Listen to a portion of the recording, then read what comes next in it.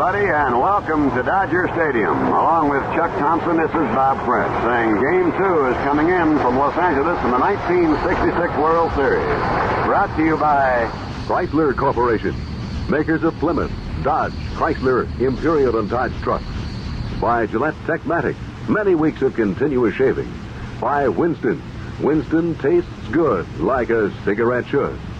And by Carling Black Label. Why not enjoy one right now?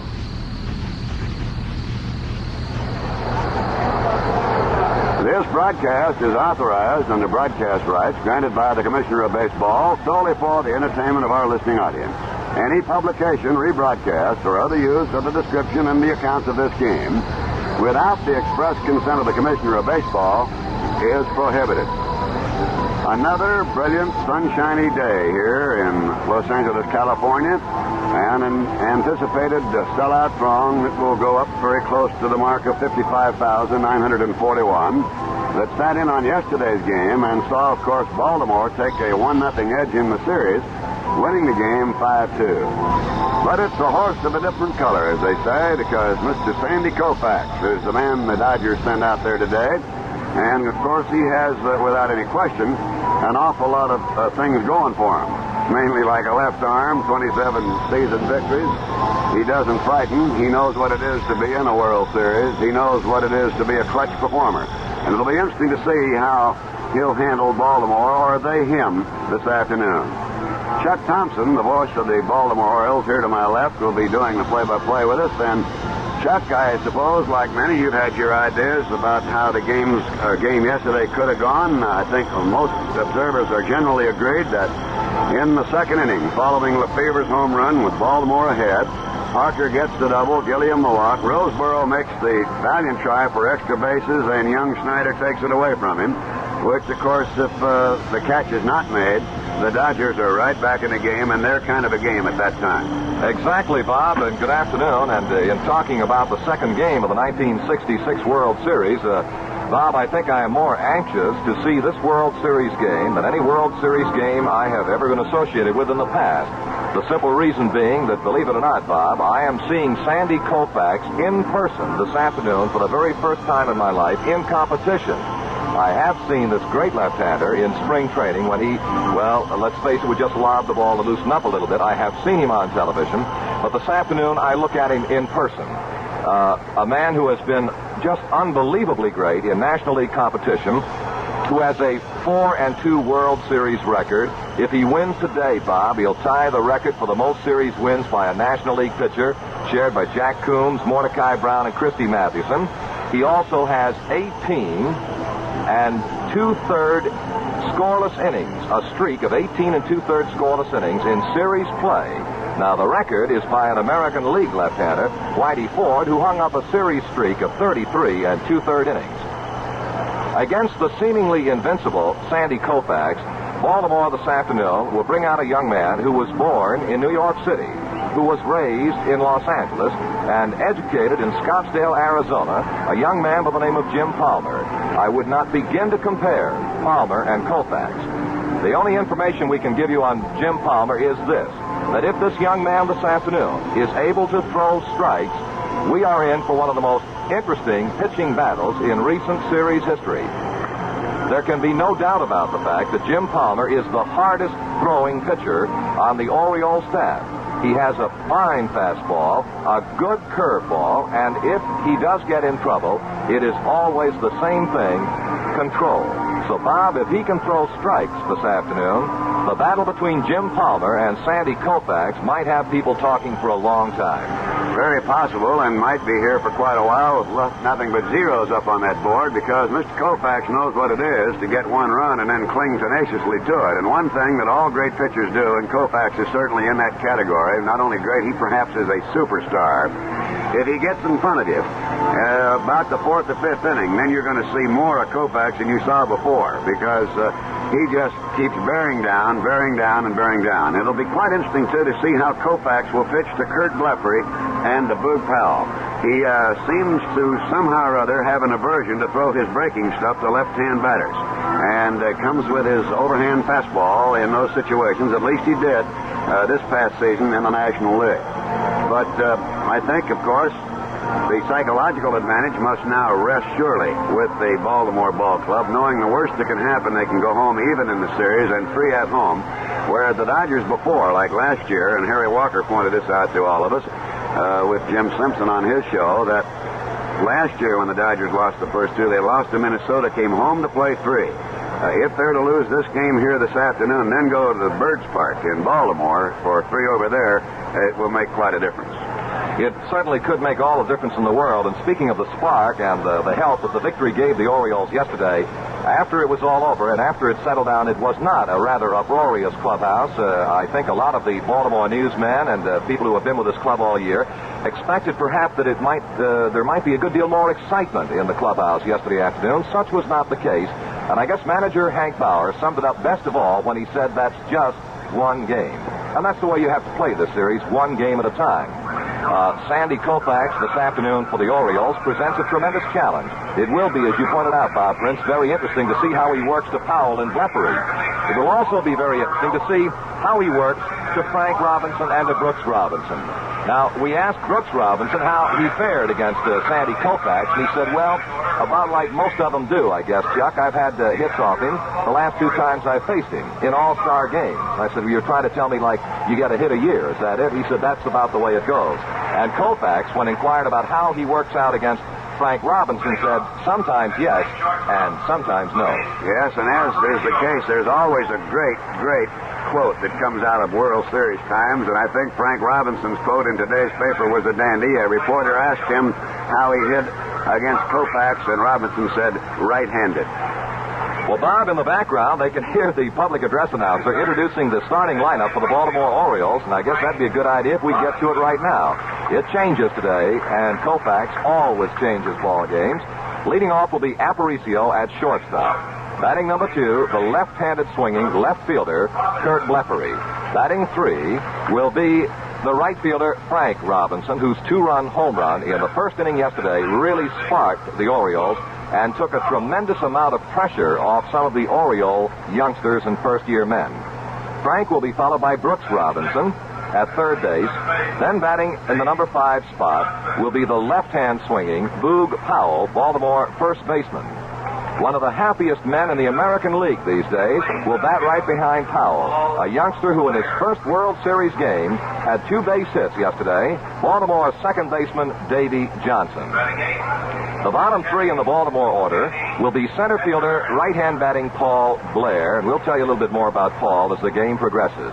Batting 8 will be Andy Echevarron, rookie Baltimore catcher, who conducted himself in an outstanding fashion yesterday, a native of California, and the introduction on pitcher Jim Palmer. And Bob, I'm not so sure of the significance of this, but Jim Palmer is warming out in the bullpen. Sandy Koufax is warming in front of his dugout. A big hand goes up for the rest of the Baltimore Orioles squad. And along those lines, one very brief comment before you introduce the Dodgers. Manager Hank Bauer has repeatedly said this year that every man on this roster has made a contribution, and he can back it up in black and white. They really have. Bob? They certainly have, Chuck. The significance to Palmer warming in the Baltimore bullpen could conceivably be that they have a pitching mound there. Whereas here, in front of the dugouts, they're pitching off a flat surface, and conceivably Palmer is electing to get used to it, because McNally did state that the high slope on the Dodger mound here bothered him a little bit and caused him to throw the ball a little higher than he normally would. Now, moving into the Dodger lineup is Maury Wells, the shortstop, and Junior Gilliam will bat in the number 2 spot and play at third base. There's been really only one basic change in the Dodger lineup, as is the case, as Chuck just told you, about Baltimore. Willie Davis will play center field and bat in the number 3 spot. And now moving into right field will be a very fine outfielder, Ron Fairley, a left-hand batter, and batting in the number 4 spot. And you can hear from the applause that he is quite a local favorite. Jim Lefevre, that hard-nosed little second baseman for the Dodgers, is batting number 5, playing second base. Now Lou Johnson, has moved from right field into left field as Tommy Davis has been benched against Palmer. Left fielder Lou Johnson will bat in the number 6 spot. One of the heady catchers of the game, and a man who is quoted by Many, and of course, Koufax says it mostly. I have never had such rapport with a catcher in my life as I have with Roseboro. I just don't ever shake him off. What he calls for is the one that I thought I wanted to throw anyhow. So Roseboro bats seventh and catches. Wes Parker will be in the number 8 spot for the Dodgers and playing at first. And on the mound, that superstar who truly does belong in another league. Some league higher than this one. His name is Sandy Koufax. You'll hear the roar.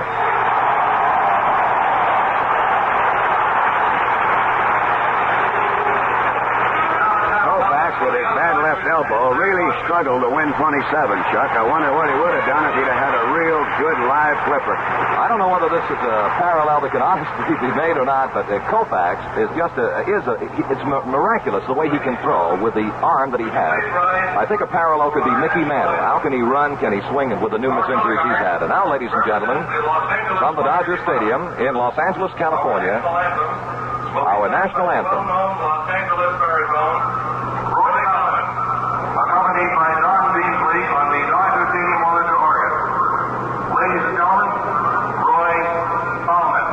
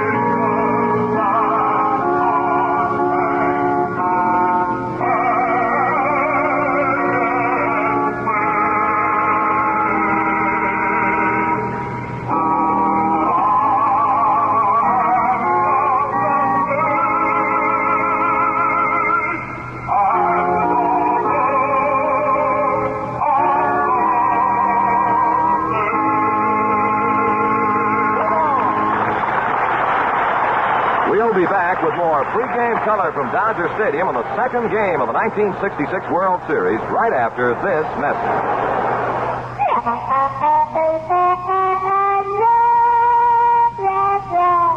Whoa, whoa, whoa, whoa, whoa, whoa, Winston tastes good.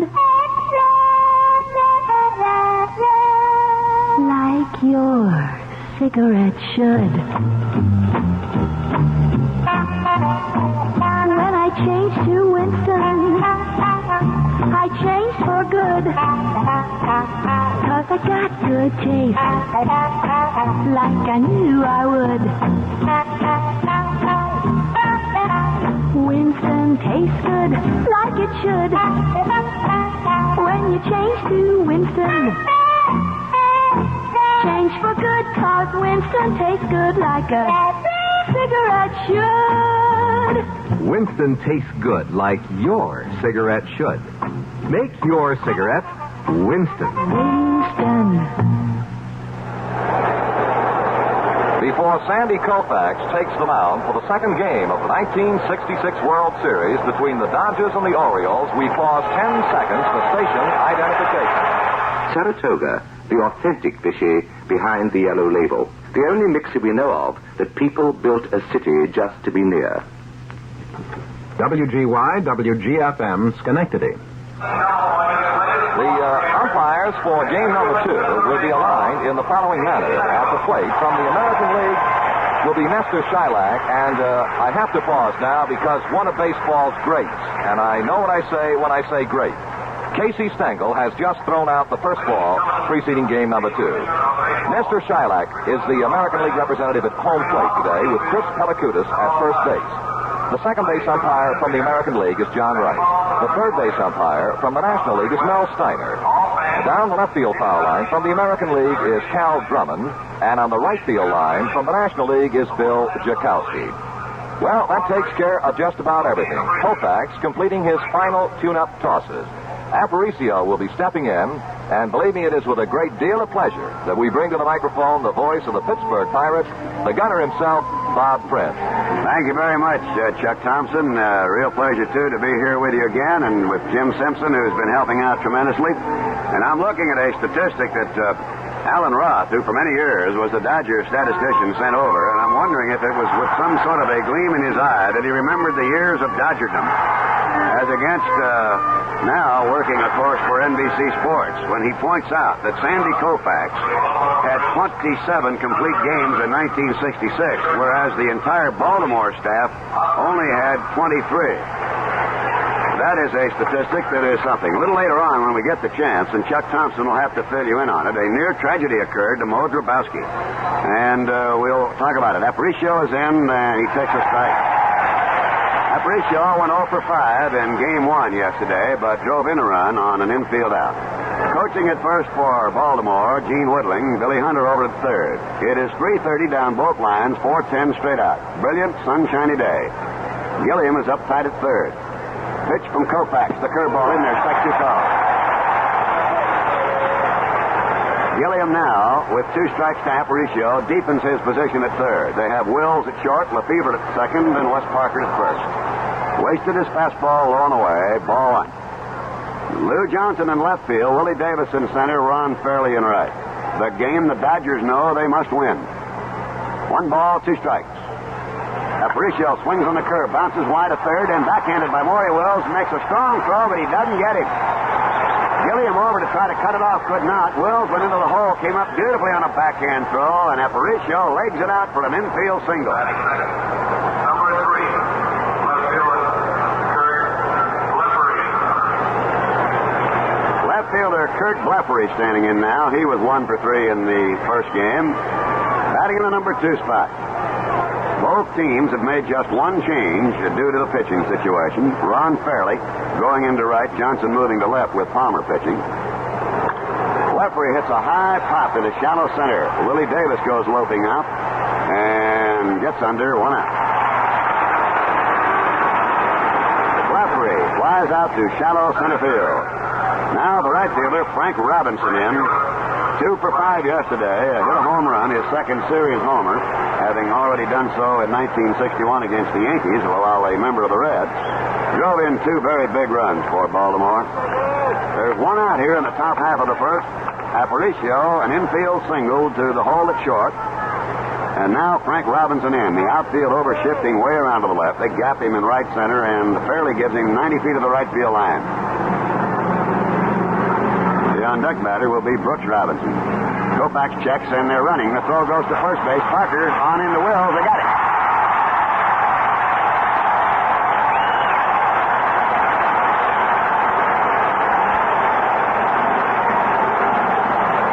It is to be presumed whenever the Baltimore Ball Club gets a chance to run on Koufax, they will, because he is not known to have a very good pickoff move.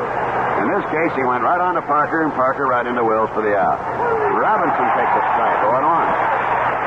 Aparicio, of course, a very daring base runner and a very successful one down through the years. No balls, 1 strike. Like swinging, and that time Sandy took a little off his curveball. As Chuck said yesterday, we could spend hour upon hour telling you about all the records this great Koufax has put up. He's had exactly 110 strikeout games during his major league career. A ball up and in, 1 ball and 2 strikes.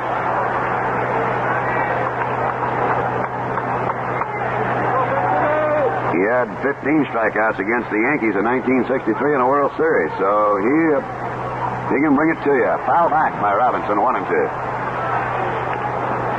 We get the proper break just in case you might have missed it. Mo Dabrowski was rather badly burned on his left arm last night, and Chuck will be able to fill you in on it more as he is at the hotel where the Baltimore club is quartered here in Los Angeles. 1 ball, 2 strikes.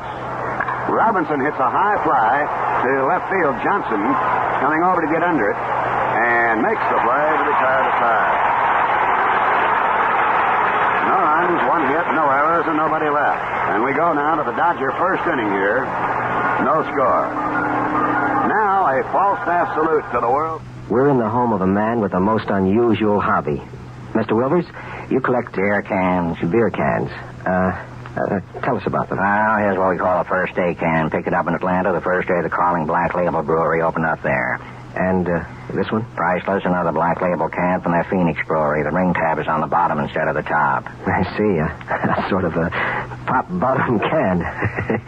Here, Black Label can from their Baltimore Brewery. Look, brewed and filled in Baltimore. Baltimore, L instead of R, you see. Mistake, very rare. Oh, yes.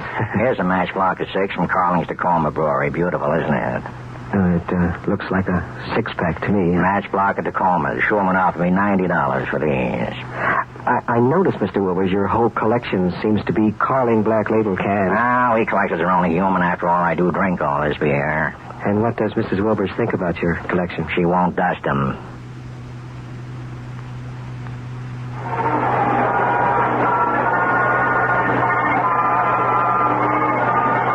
Ready now to move into the Dodger first inning. And young Jim Palmer, the flame-throwing right-hander that Chuck was talking to you about, will be in, and he'll go to Maury Wells, who was hitless in 3 at-bats yesterday. A switch batter. Again, the Dodgers present the only all-switch hitting infield in baseball, and Wells leads it off.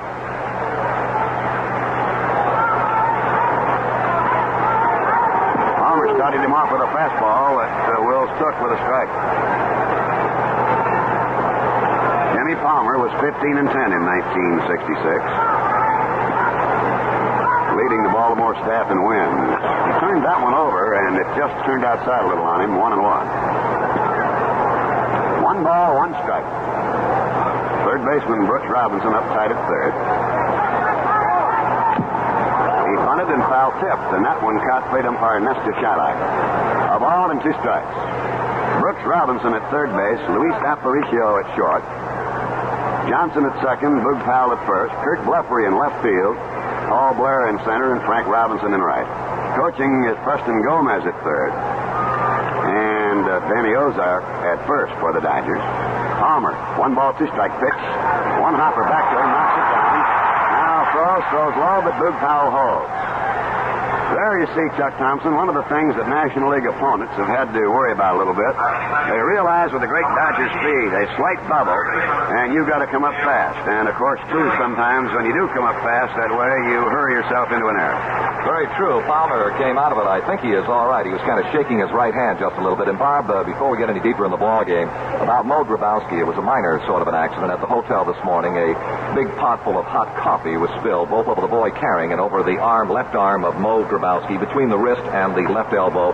He has been treated by the Oriole trainer, Eddie Wiedner. Is a little uncomfortable, but when rested, we'll be able to see service without too much difficulty. Palmer had a couple of practice pitches, Bob. Apparently is all right. Here we go.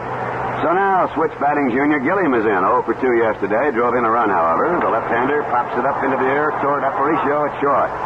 Luis goes back, shades his eyes, gets under, 2 down. And the indication on the first 2 batters is that Palmer's fastball is live. He's either going to make you hit him into the ground or pop him up. That means that ball's moving. Not only velocity in toward the plate, but it's doing something. Willie Davis, notorious first time up for a swing, does and fouls to the left. Willie had a 1 for 4 situation yesterday.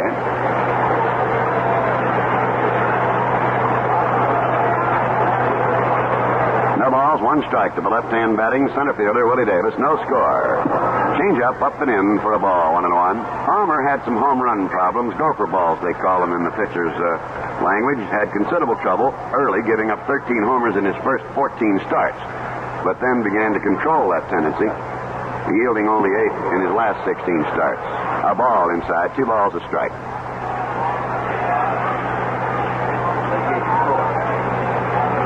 Two balls, 1 strike.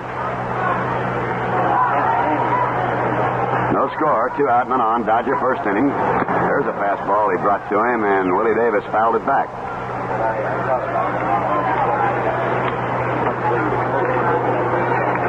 Ball 2, strike 2.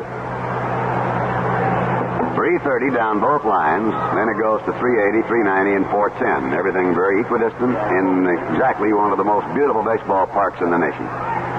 Ball 2, strike 2 pitch. Took him out swinging, and he put that baby right into his wheelhouse, as they call it, and threw it by him. So it's 3 up and 3 down for the Dodgers. And at the end of 1, there is no score. And now, here's our favorite umpire, Nick Prone, with another anecdote. A particular first baseman in our league has what we call an early foot. He is also over-friendly.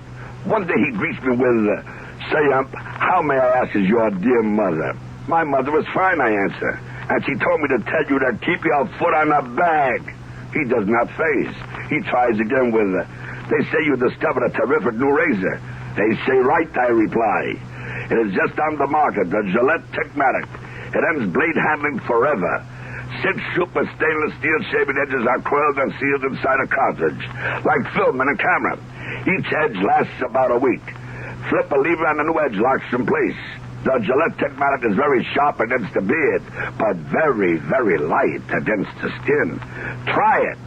Well, next road trip he greets me with, "Hey, ump, the Gillette Techmatic is the lightest touch in shaving. You were right." Early foot, I rejoined, "I am never wrong." Into the Baltimore second inning of a scoreless ball game, Brooks Robinson leads it off, playing at third, and he takes a tailing delivery on the outside corner for a strike. Brooks homered yesterday, going 1 for 5, and of course picked up an RBI. 0-1. High pop. It looks like Gilliam will field it in foul territory, although Roseboro is over there and calls him off and makes the catch right in front of him. So Brooks Robinson is out on a top foul down the left field or down the third base line. Now Boog Powell standing in. He went 1 for 5 yesterday, but he got more mileage out of tearing first base apart than he did anything else. As he ran by it, he skidded it one way, broke all the moorings loose, and took a header and got up and moved into second for a double. There's a curve for a strike. He got a lot of kidding in the bus after the game, too. The players are saying that's the only time I ever saw a fellow slide twice in a 2-base hit. No balls, 1 strike. Koufax, another curveball, strike called, 0-2. So Koufax has given early indication that he'll work his curveball to the left-hand hitting Boog Powell. In the National League, when he would go to Matthews and others, many times he just gave him that overhand fastball. He did then. He just missed with it outside, a ball and 2 strikes. 1 out, none on. Baltimore second inning, no score. 1-2 pitch. Struck him out. Nope, it was foul tipped and not held. So Boog Powell has life at the plate. American League umpires traditionally behind the plate wear the outside chest protector, whereas the National League using the inside chest protector. Koufax getting the sign from Roseboro, wasting no time. 1-2 delivery, a curveball hit deep into right field. Ron Fairley drifting back near the warning track down toward the right field line, gets there for the out. Got some pretty good wood to that, but not quite all of the sweet spot he wanted. And going back in front of the 330 mark, Ron Fairley hauled it in. Now Dave Johnson, the second baseman, who sparkled in the field for Baltimore yesterday and who had a very wonderful day at the plate, 2 for 4. Batting in the number 6 spot, playing at second base, standing in. He's a right-hand batter. Dodger outfield over shifting to the left. Fastball strike at the knees. It was called. On deck, center fielder Paul Blair.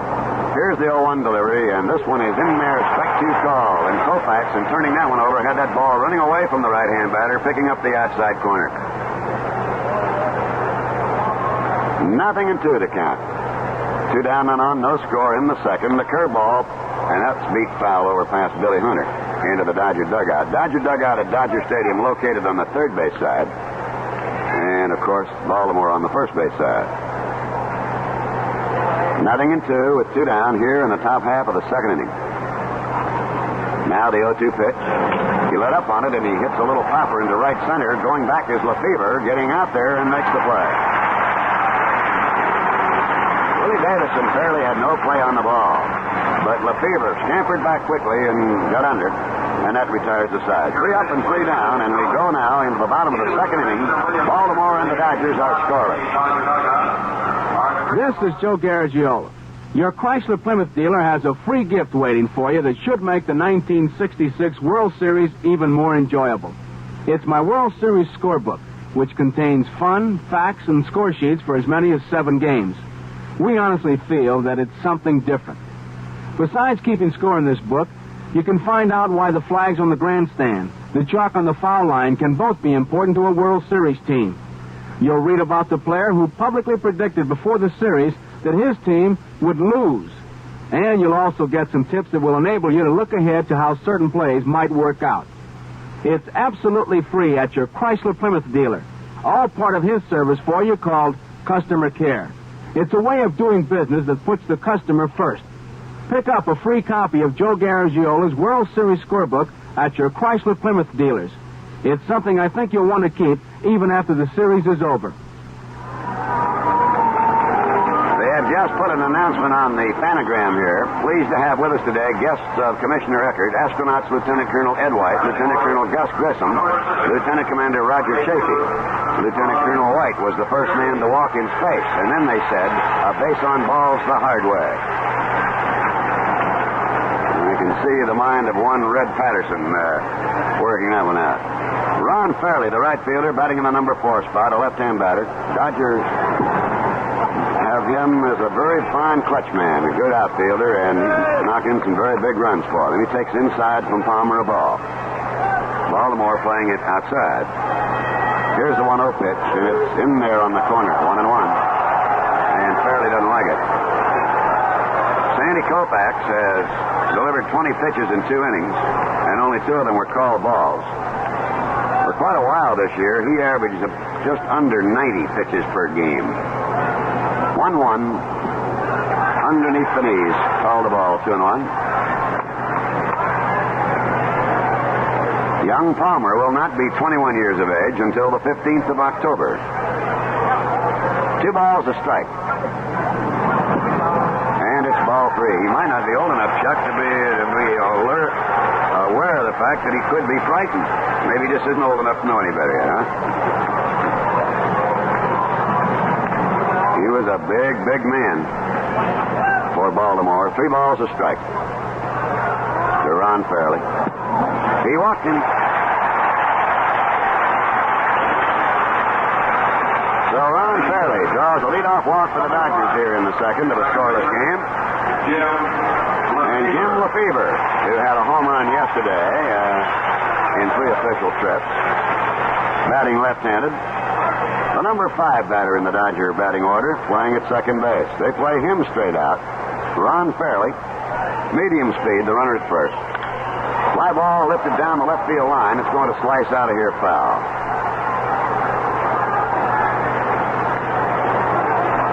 A very gaily bedecked Dodger Stadium with the bunting all over the railings and all. Beautiful. 0-1. Ron Fairley, the runner at first, held by Boog Powell. This gives Lefevre a little bit of a hole at the right side of the diamond as Johnson's playing over a little to his right. Palmer works to him, and the ball is bunted foul. 0-2. Lefevre appeared that time to give that bunt away, turning around just enough that Palmer moved that ball in on him and came right off the mound over toward first, and quickly. In his high school days, Jim Palmer, quite an athlete, and early in his baseball career, scouts were not too certain as to whether they thought he might be an outfielder or a pitcher, so he's agile on the mound. No balls, 2 strikes. Pitcher can win a lot of games with his glove. The 0-2 delivery, he lets up on it, sends it into the dirt low. Echevarron blocking it nicely. A ball and 2 strikes. 1-2.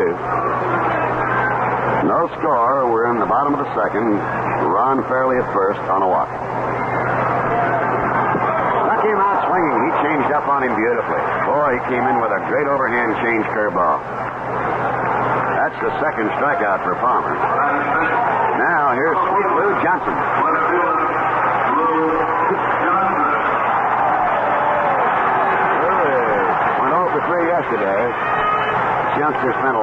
long time in the minor leagues, as Chuck and I discussed with you yesterday, and he's happy to be right where he is. He came to play. The outfield swings to the left on him. Fairley, short lead at first. Palmer checks and delivers, and has a first to the right for the base hit hit off the end of the bat. Fairley's around second on his way to third, and the ball is picked up by Robinson and dropped from his knees and into second base. On the play goes Johnson.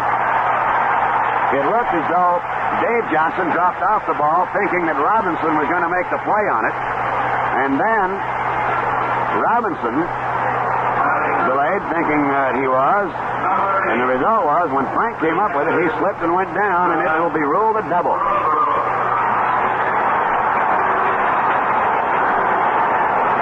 So the Dodgers get their first hit in the ball game, and the catcher is Johnny Roseboro, 0 for 4 yesterday. And a very typical Dodger rally in the making. A base on balls and a bloop off the end of the bat. This is not said now in derision or in any way. This is a typical Dodger rally. And they did it so many times over the season that you know they play for it. Baltimore infield is up to Roseboro. Fly ball hit up back short. Aparicio dropping back. He'll make the catch, and it's 2 down. And that time, Mr. Palmer really jammed Roseboro. Did he put it in on that bat handle? Number 28, first baseman, Wes Parker. Now, Wes Parker standing in. 1 for 5 yesterday, a double. And we'll see how manager Bauer elects to handle this situation. Aparicio now talking with young Palmer. Echevarron standing there as though that's what they'll do. They'll walk him to get to Koufax.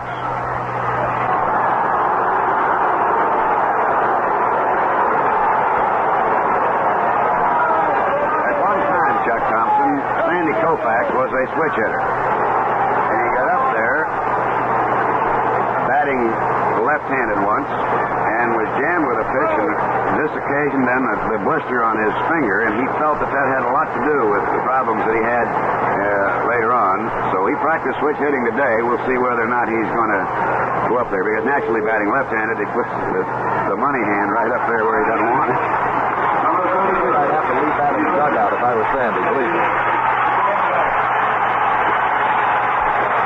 He got it bad right-handed.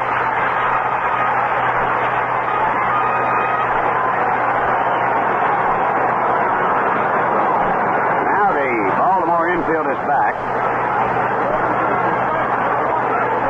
When you look at Sandy Koufax's batting average, you have to factor it out and get it into a few decimals. It's .076. Fly ball into shallow right. And in fact, Johnson's dropping back to second baseman. He's there, and the Baltimore Orioles are out of the jam. No runs, 1 hit. No Baltimore errors, and 3 Dodgers stranded. At the end of 2, it is scoreless.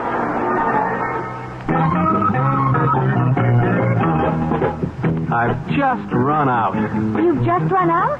I'm out of cigarettes. Well, try one of mine. Try one of yours? Sure. Try one of mine. Have a Salem. Salem is the menthol cigarette that refreshes your taste for you.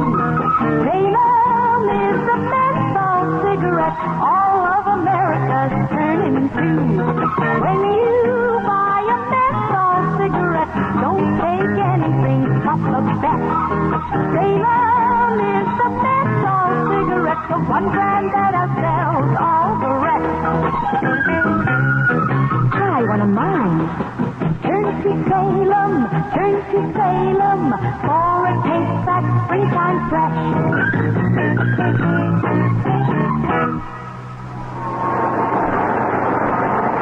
In the event you're just tuning into the broadcast, Luis Aparicio led off with an infield single for Baltimore, and they picked him off.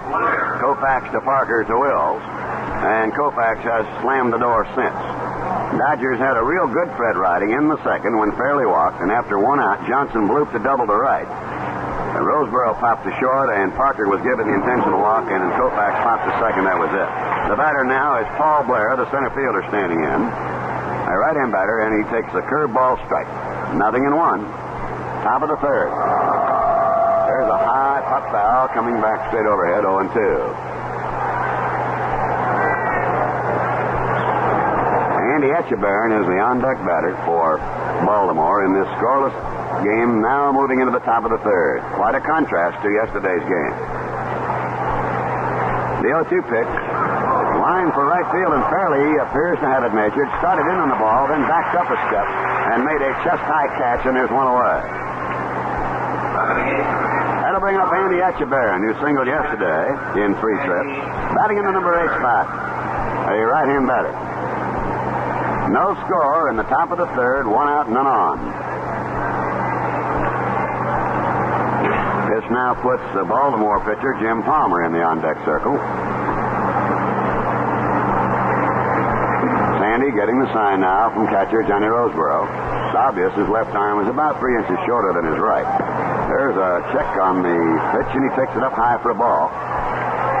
Sandy questioning a little bit, thinking perhaps he not only had the strike zone, but surely a little better than a half swing. 1 ball, no strikes. That was a good swing, and he didn't get the ball. 1-1. 1 ball, 1 strike. 1 out, none on, and we're in the top half of the third. 55,947 here. Strike swinging.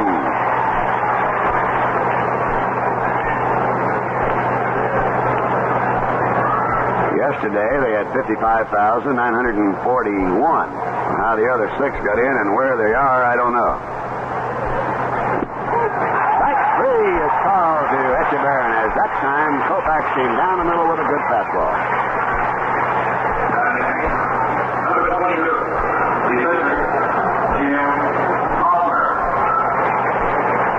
So Sandy Koufax records his first strikeout. And now right-hand batting, right-hand pitching Jim Palmer stands in. 2 down in the top of the third, no score.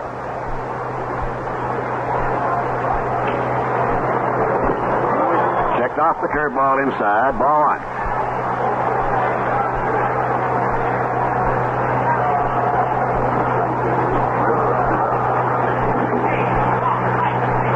High pop in the infield. That's a mile up. We'll see who's going to camp under it.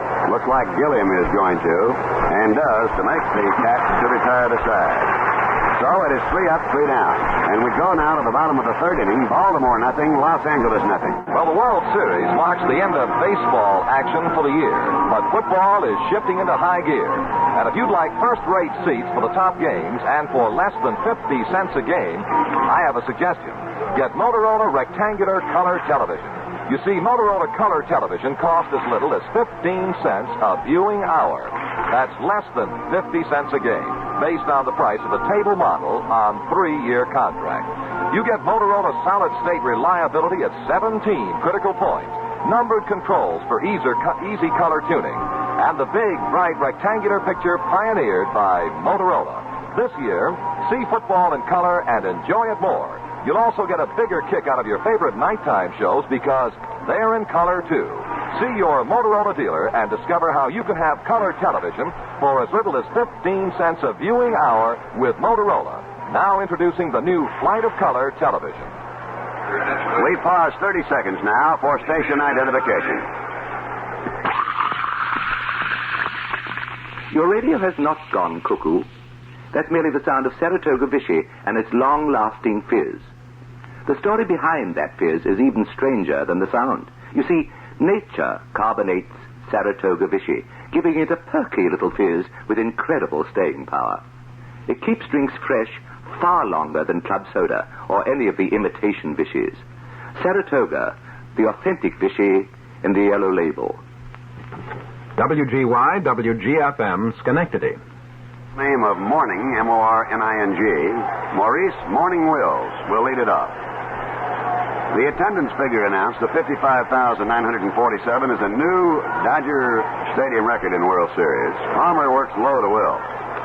They now have drawn here in the 2 games 111,888. Wills was a comebacker victim in the first inning, going out pitcher to first. He looked like he was going to bunt, and he got a zinger on the inside that got him out of there in a hurry. 2 balls and no strikes.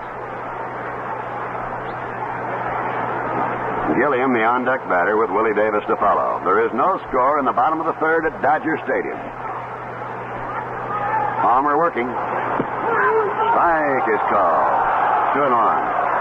Some of the fans are not umpiring quite as much as Mr. Shalak behind the plate, as you can hear in the background. A strike is a strike to the batter under a lot of different ways. There's the ball bunted foul. Echevarron picked it up very quickly. 2-2. He had a play on him had it remained fair. But if a batter of any stature gets in there and then crouches way over, a pitch could actually be up around his head and be a strike. 2 balls, 2 strikes, no score. Dodgers batting in the bottom of the third. Young Jim Palmer working to Maury Wells. This is, of course, the spot right here where he wants the decision if he can get it favorably on a 2-2 pitch. And here it comes. Line down the left line, slicing a foul. 2-2. As we all discussed yesterday, the Baltimore outfield employs what was at one time known as the Ritchie Ashburn shift. The left fielder, Lefevre, is practically in foul territory, and Blair is way over. The right fielder, Robinson, is a good 100 feet or more off the right field line. Should Wills ever get a chance on a pitcher's mistake to pull one down the right field line, there would be some red faces somewhere, because there's nobody out there to go get the ball. 2 balls, 2 strikes. Gets it down towards second base. Davy Johnson is up and on to Boog Powell, and there's 1 out in the Dodger third. Here's Junior Gilliam now. Off the short in the first inning. Might explain as we did yesterday, you perhaps hear what sounds like an echo. Dodger baseball fans have been accustomed to listening to their great voice of the Dodgers, Vin Scully, and they bring their transistor radios, and of course they all just create a one big buildup. And you hear yourself coming back at you all the time as they watch the game and pick up interesting sidelights from Vinny during the regular season. There's a strike call, 0-1. No balls, 1 strike. And this ball was a little fast and outside. He turned it over. 1-1. Of significance, you might notice in this game, if Wills gets aboard and Gilliam to follow in the right situation, some rather tremendous baseball. A good fastball to the inside corner, called strike 2, 1-2. Or if Wills gets on and Gilliam is the next man, you'll see some terpsichore out there. 1 ball, 2 strikes. His curveball missed a little bit. Palmer didn't like it that time. 2 balls, 2 strikes. No score, 1 out and none on in the Dodger third. Junior Gilliam switch batting, up there left-handed. Now the 2-2 pitch, bounced on a big chop toward short, big chest-high hop for Aparicio, low throw, but held by Boog Powell. Willie Davis. Now Willie Davis standing in. Willie struck out in the first inning. Each side in with a base hit, a bloop double by the Dodgers' Lou Johnson, an infield single by Baltimore's Luis Aparicio. That's it. The Dodgers mounted the most serious threat in the second with runners at second and third and 1 out, but Palmer pitched out of it. Foul coming straight back, and there's that first pitch swing by Willie Davis.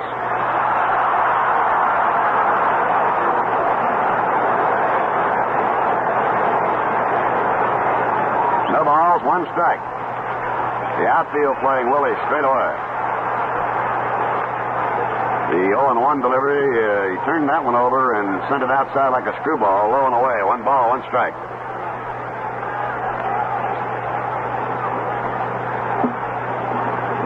Two down in the Dodger third.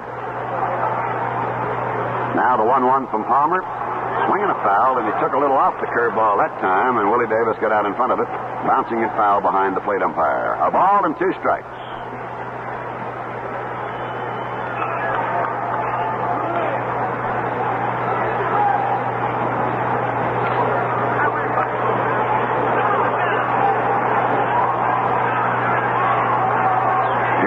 1-2 delivery. Up high for a ball, 2-2. It would be interesting to pick the brains of the collective pitching staffs of the Baltimore pitchers and then the Dodger pitchers. Baltimore pitchers can go out every day figuring that over the season they probably are going to have about 5 runs going for them before the game is over. Swing and a miss, he struck him out, and that'll retire the side on his 3rd strikeout. 3 up and 3 down at the end of 3 innings. Baltimore nothing, Los Angeles nothing. Say, I want to ask you something. Are you willing to accept a challenge? A challenge from Gillette? Well, if you are, here's all you have to do. Go out and buy a pack of Gillette Super Stainless blades. Put one of the blades into your razor and then shave with it. Sound easy enough? Sure, because that's not the challenge. The challenge is to try and go back to your old way of shaving after that. And frankly, man, you just won't be able to do it because you'll be spoiled by this new blade. You see, the Gillette Super Stainless is more than just a new razor blade. It's a whole new way of shaving because there's a miracle plastic coating baked onto the cutting edge, a coating that actually reduces the pull when you shave. This blade is invented and patented by Gillette. We call this blade the spoiler because once you try it, you'll be completely and unequivocally spoiled. Are you game enough to try it? Just ask for the spoiler, alias the Gillette Super Stainless.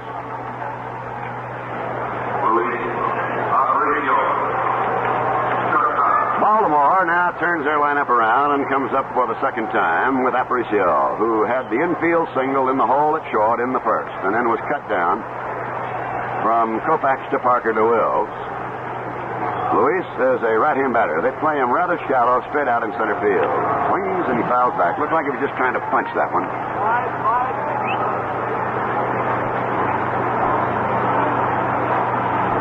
Continuing with the thought of a moment before, the Baltimore pitchers know that basically on a day-in, day-out situation, they can look for 4 or 5 runs from somebody on their club. There's a high pop, and that ball was moving, and it's going to be up near the mound, and coming up in between the mound and the catcher Roseboro is Gilliam to make a fair ball catch. Pop to third, 1 away. It'll bring up Lefevre. Now then, consider that over the season, all of the Dodger pitchers have to figure out how they're going to protect the 1 run they're going to get. So that has been, of course, one of the great things about the Dodger Ball Club. Their fine defense. You make the error, they take advantage of it, and they're very superb pitching. Lefevre takes it low and away, ball 1. Fly to center field his first time up. We are in the top of the 4th, 1 out, none on. No score, Baltimore and Los Angeles in Game 2. A change curve, and it stayed a little high. 2 balls and no strikes.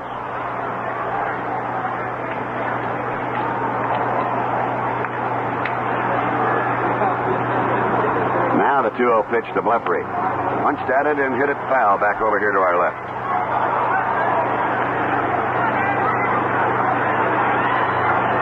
Lefevre drew 18 walks in one 11-game stretch back in July, including 7 in 2 games against the New York Yankees. So it shows that, as Chuck was talking yesterday, he's got a pretty good idea where that pitch is. There's a high pop foul to the left, and I believe it'll be up into the seats. It is 2-2.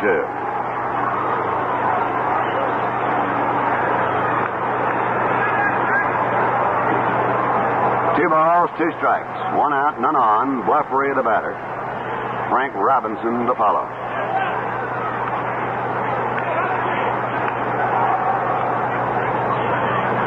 Koufax ready to go. 2-2 pitch. And he hits this one, Lefevre does. High into the air, back short. Wills drifting back on the grass 20, 30 feet, makes the play.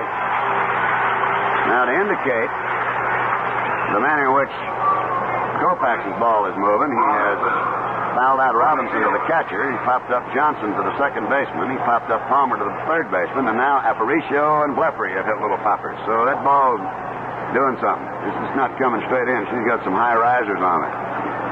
Actually, Bob, the only fellow who's hit the ball on the ground was Aparicio for his leg hit in the first inning. Everything else has been right up in the air.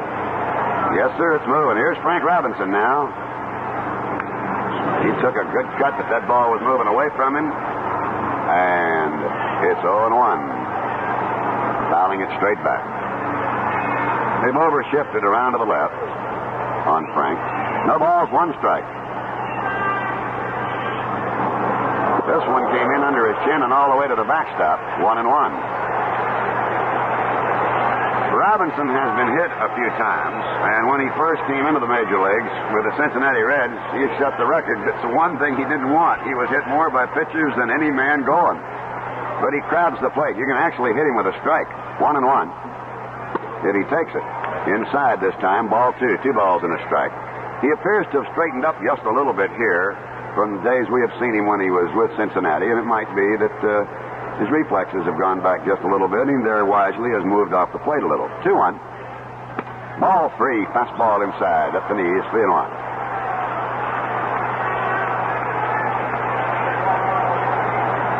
Koufax naturally will be a bear-down pitcher at all times, but perhaps more so against Frank Robinson because he realized what this fellow can do with a bat. There's a foul coming back up toward our booth. 3-2.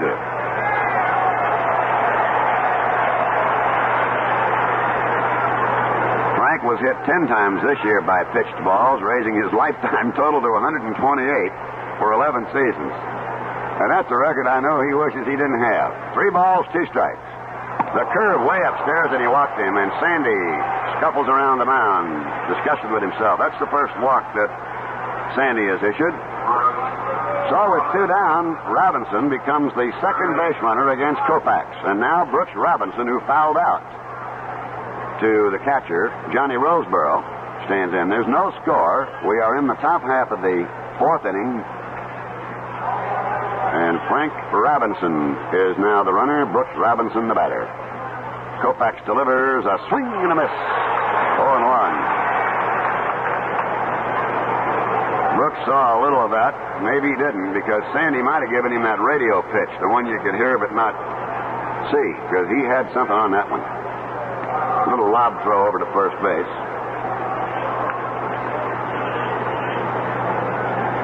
Koufax checks, and the pitch.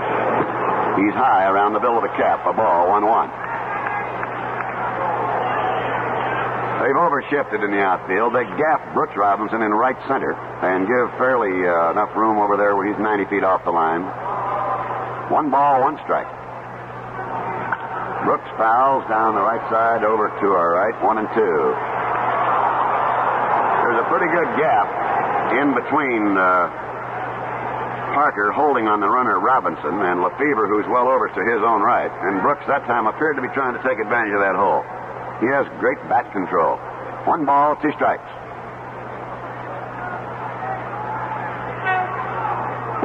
Curveball, and that was awfully close. 2-2.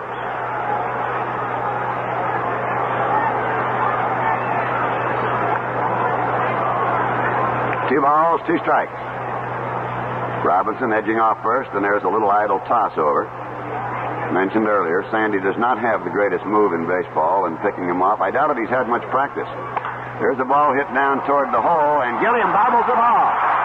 And Frank Robinson turns at second base and is going to be stepped off as he stumbles to fall down.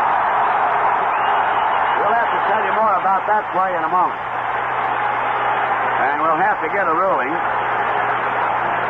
And that may be forthcoming in a little while. But nonetheless, at the end of 3 1/2 innings, it is Baltimore nothing, Los Angeles nothing.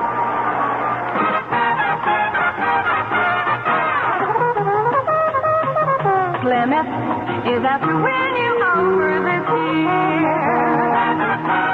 Plymouth is out to win you over this year. Follow your heart, see your Plymouth dealer today. This is Edie Gourmet for your Plymouth dealer. He's out to win you over for 67 with the most tempting Furies ever. A new supercar, the Belvedere GTX. Beautiful all-new Valiant. Your Plymouth dealers, all heart. Plymouth is out to win you over this year. Follow your heart, see your Plymouth dealer today.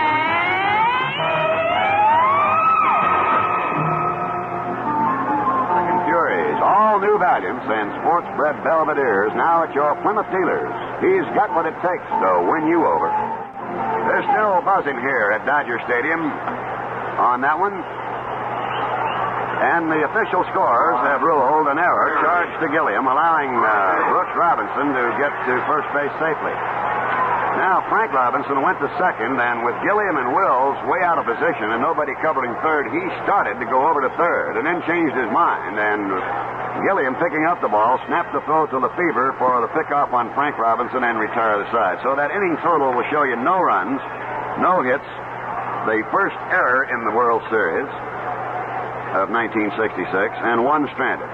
The batter now is Ron Fairley. He walked his first time up, and he takes ball two.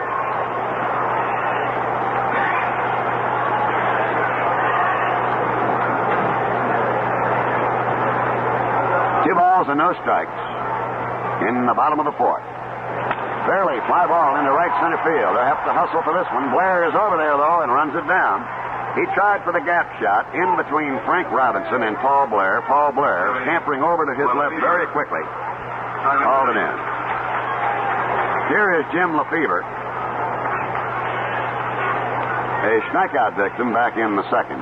Jim Palmer is pitching, and he and Koufax are matching zeros with each other. Fastball belt high, taken for a strike. Bob Addy of the Washington Post has just been elected national chairman of the very great Baseball Writers Association of America, and that's up on the message board. No balls, one strike. Little hopper on one bounce to Palmer. He throws him out.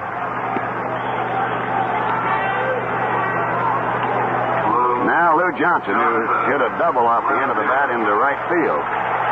Back in the second inning when the Dodgers really had their best bet riding.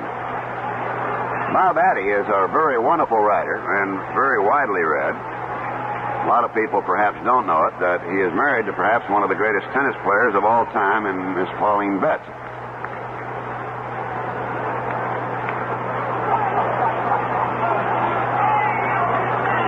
The outfield is around to the left of this right-hand batting Lou Johnson, getting his first series hit. Back in the second, cuts a foul back overhead. Strike one.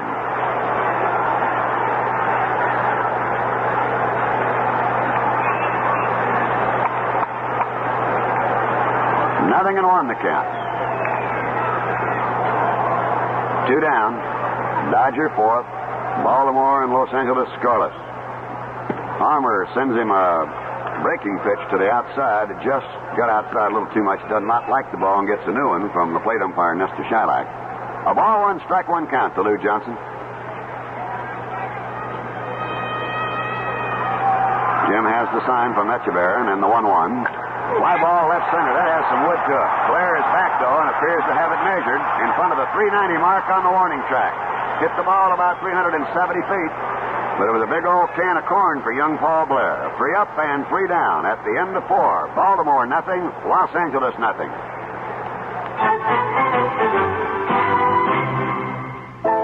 A great new cigarette is born. A new filter cigarette whose very name stands for flavor. New Camel Filters. New Camel Filters, the one born rich. New Camel Filters. This is the one born rich. Rich in taste, with that big Camel head start on flavor. Now that great Camel heritage of real taste comes to you in a great new filter cigarette. No other can compare in flavor and quality to new Camel Filters. This is the one you'll want to try. Try Camel Filters, the one born rich.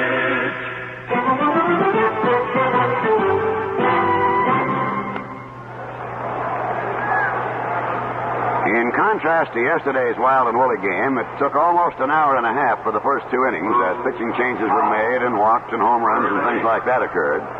Now, through 4 innings of watching Koufax and Palmer duel, neither one who wastes any time bringing it to you.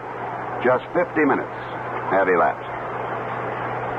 Luke Powell flied to right field and hit the ball probably harder against Koufax in this game so far than anybody. Takes a fastball outside ball one. He backed up fairly up there toward the warning track in right field. He's backed a lot of fellas up.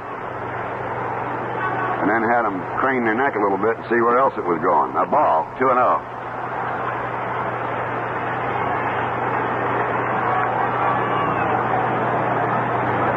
2 balls, no strikes.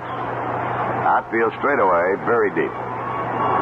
Ball 3 outside. Koufax missed with the breaking ball that time. And it was a harder throwing curve than he hasn't been throwing that lollipop curve of his, which will turn this crowd into ecstasies when he does. When he just gives you that big old dewdrop inner for a strike, he really turns the fans on. 3-0 pitch. Strike call. Fastball to knees. 3-1. Powell stepping out now, checking Billy Hunter. Third base coach for Baltimore. 3-1 delivery from Koufax. Lined out for left field, and Johnson coming on, can't get it. Falls in front of him for a base hit. That's the second hit and the first real hit off Sandy Koufax. So Boog Powell takes Sandy to the opposite field. And now Dave Johnson in. You mentioned Boog going to the opposite field with Sandy Koufax one night in Fenway Park. Boog Powell hit 3 home runs into the screen above the left field wall at Fenway. Well, I think there isn't a park can hold him when he gets some wood to it. Yeah. Johnson shortened up his other bunt and takes high, ball 1. That brought Parker from first and Gilliam from third in quickly. Gilliam remains up at third to the right-hand batting second baseman, who is 0 for 1 in this one. He bunts a pop-up, and Wes Parker is all set to catch it, and Roseboro one-hands it up over Parker's coconut. So the put-out will go to Roseboro, much to the surprise of Wes Parker. I'll bet for just a split second, Parker really panicked. You know, where is it? Where is it? Roseboro had that ice cream cone right there. Paul Blair in now. He lined to the right fielder, Ron Fairley.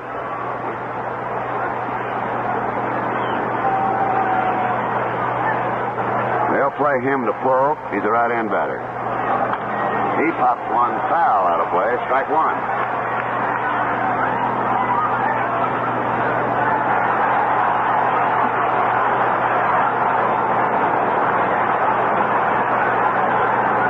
Just getting in on the broadcast, there has been one real threat, and it was a Dodger threat. It occurred in the second inning when Ron Fairley walked. Johnson doubled to shallow right, with Fairley, of course, taking third. But then Palmer bore down, popped up Roseboro. They intentionally passed Parker to load the bases and popped Koufax to the second baseman Johnson, and that was the threat. The only real threat that has really been in this game. Blair swings, he misses, and 0-2. Baltimore has had just a mild one, but somehow ran themselves out of it in the fourth. 4-2 were down when it happened, and a Dodger error occurred. Blair, fly ball left center. Willie Davis quartering against that sun, drifting off to his right. Falls down the ball, or either loses it in the sun, and Boog Powell comes to third, and into second will go Paul Blair. I had told you he was quartering against that sun.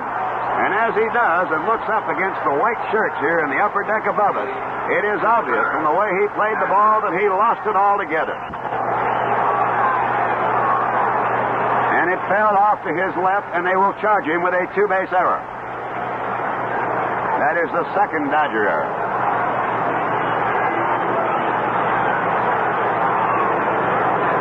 When you lose a ball that you have it pretty well beat it in, Chuck, and then you don't know it where it is anymore, your tendency is to get your head out of the way because you can get hit, and that's just one of the breaks of the game. Bob, one of the breaks in the game yesterday was a clutch catch by Russ Snyder in the second inning of a drive hit by John Roseboro. And in talking to Russ after the game, Alston is coming to the mound right now to talk with his pitcher Koufax and also Maury Wells.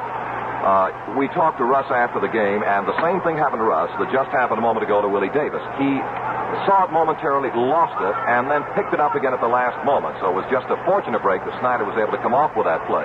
An unfortunate break here for Willie Davis. Well, this NBC broadcast of the World Series is the most popular sports show on the air. Each year, more viewers see the World Series than any other sports spectacle.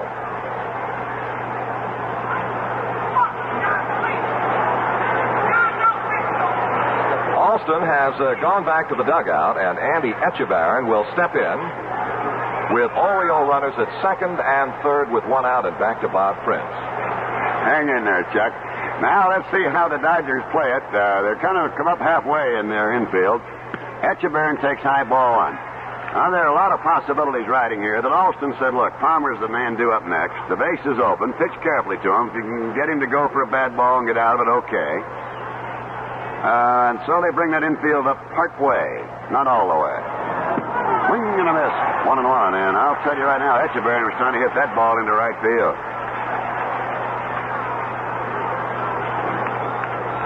A great break for the Baltimore Orioles on a two-base error, sending Powell to third and Blair to second base with one away. And Koufax now has his work really cut out for him, although the game is yet scoreless. 1 ball, 1 strike. Swing and a miss, strike 2, 1-2.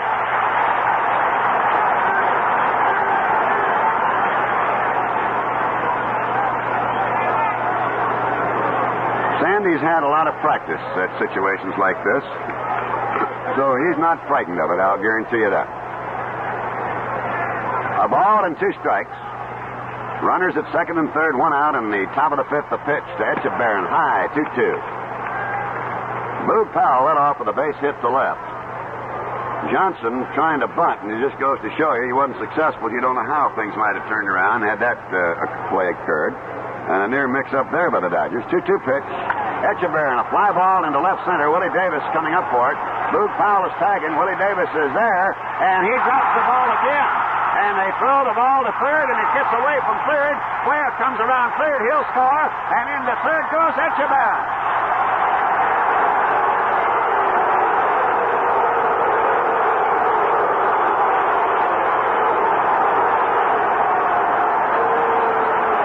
Echevarron hit a fly ball into shallow left center field. Willie Davis came in. Boog Powell tagged. It would have been a fearful collision at the plate had the catch been made and the throw into the plate to Roseboro occurred. But Willie Davis might have tried to throw it before he got it. I don't know, but he dropped it. In to score Powell. Coming in to score Blair with all his speed, and they had a play on him when Willie Davis picked the ball up. He then threw to third, but threw high. So it's conceivable he's going to get a double error on the play, and his third error in this inning, which is a record that he doesn't want. The most errors in an inning he now owns, 3 in World Series play. And Baltimore leads 2-0. And there still is only 1 man out, and the batter is Palmer, with Echevarron at third, and the infield for the Dodgers now pulls up.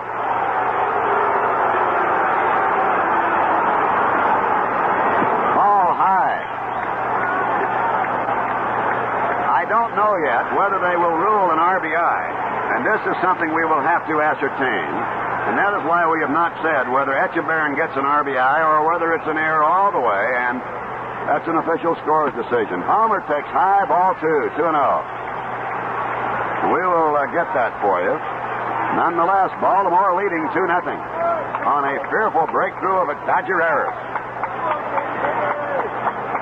3 by Willie Davis, and none could feel more sorry for them than the announcers right here, because we know exactly that his heart is aching. 2 balls and no strikes. Echevarron at third. The pitch to Palmer. Swing and a miss. Strike 1.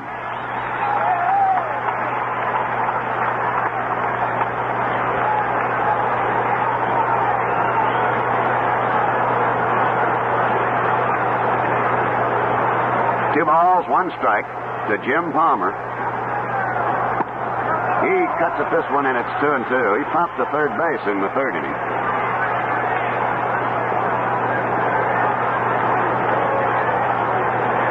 Echevarron would get to first on an error and to third on another error, and there is no RBI involved. 2 balls, 2 strikes to Palmer. Dodger infield remains up. Here's the pitch. Palmer takes high, ball 3. So you will score Boog Powell on the error, the first error in this situation by Willie Davis, and you'll score Blair on the second error by Willie Davis, which was a throwing error, and put Echevarron at third. Striking out Jim Palmer. So there are 2 down.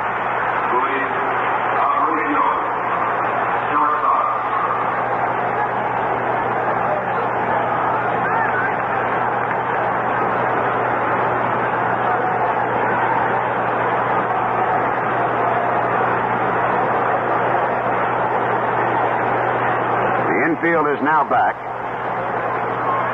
That was the second strikeout for Koufax. The batter, Aparicio, takes a curveball strike. He's 1 for 2.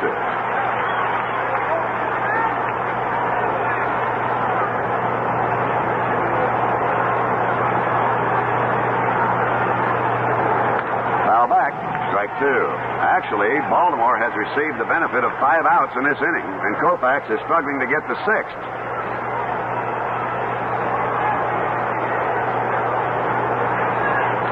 No balls, 2 strikes.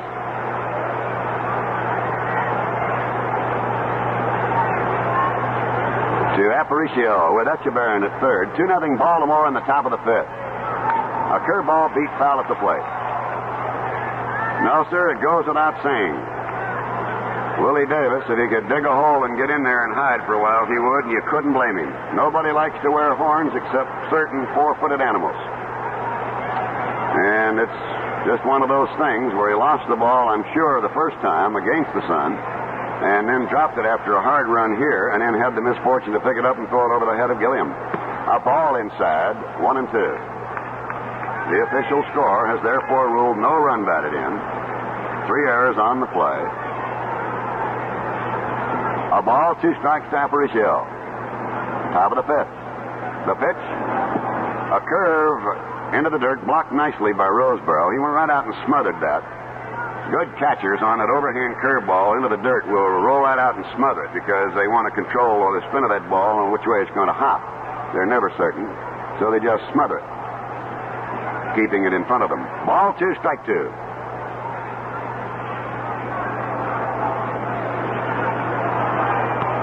Now Koufax ready. 2-2 pitch. Foul back.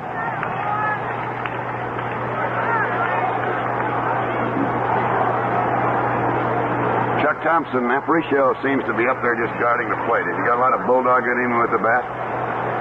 He is. He'll protect that plate all the time and will, for the most part, as you pointed out, try to go the other way.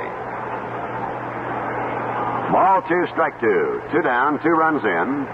Echevarron, the runner at third. Koufax working. Here's the pitch. Curveball hit sharply inside third for a base hit. Echevarron will score. Aparicio is around first and on his way into second base with a double. Lined it inside Gilliam, down into the corner pocket, and Baltimore leads 3-0.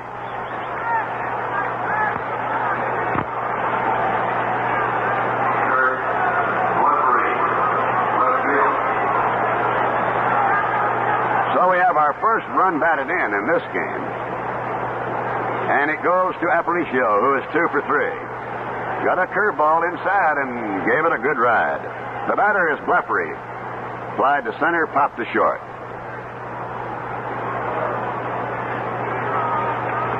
Koufax kicks high, and there's a high fly ball in a shallow right. Coming up for it fast Fairley. Going back Parker and Lefevre. It is Ron Fairley near the right field line, making the catch that retires the side. So for Baltimore, 3 runs, 2 hits, 3 Dodger errors, and 1 Baltimore Orioles stranded. At the end of 4.5 innings of play, Baltimore 3, Los Angeles nothing.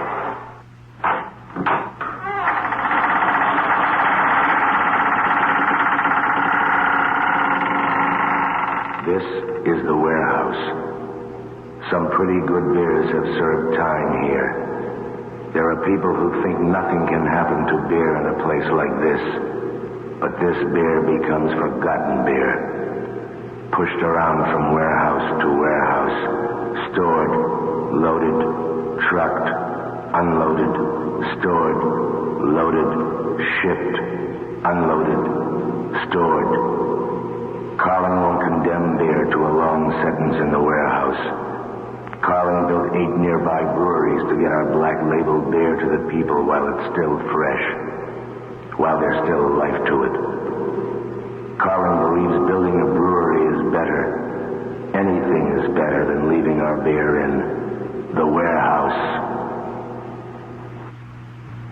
Well, ladies and gentlemen, we are set now to go into the Dodger 5th inning with the Baltimore Orioles out in front in a rather bizarre 5th inning in which they scored 3 runs. Now my pleasure to turn the microphone over to the veteran voice of the Baltimore Orioles, Chuck Thompson. Chuck? Thank you very much, Bob Prince, and good afternoon, everyone. It'll be John Roseboro to lead off in the last half of the 5th inning.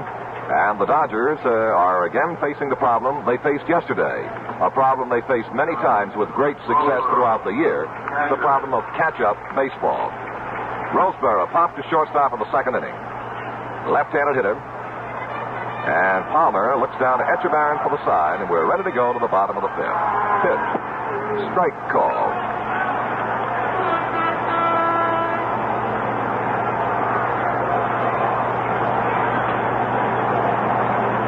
Palmer rocks over the rubber. The right hand is pitch cut on. Fly ball well hit center field. Blair backpedaling, stops, looks up, and makes the catch. And we have one down, and we pause now. 30 seconds for station identification. Pure Jamaica ginger is the only kind of ginger that goes into Saratoga ginger ale. Why? To make a ginger ale that's different. One you can drink by itself, as well as a mixer. Take a sip, and it's mellow, gingery, without snapping at you. Even the bubbles are different. High-spirited, but long-lasting, and never overwhelming. The people who make Saratoga Vichy just can't bear to make a ginger ale like everybody else. WGY, WGFM, Schenectady. The chest protection of plate umpire Shylock. Glanced down and hit him on the leg, and he apparently is okay. One strike to Wes Parker. Swing and a high foul. Maybe out of play is off the third base side. 2 strikes to Parker.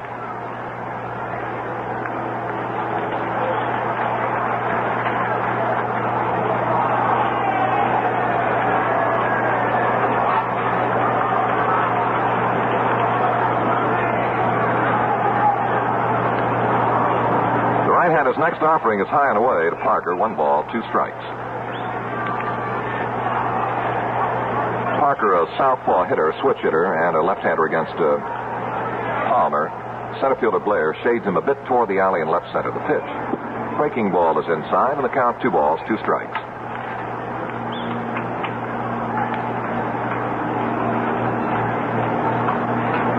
One out and none on.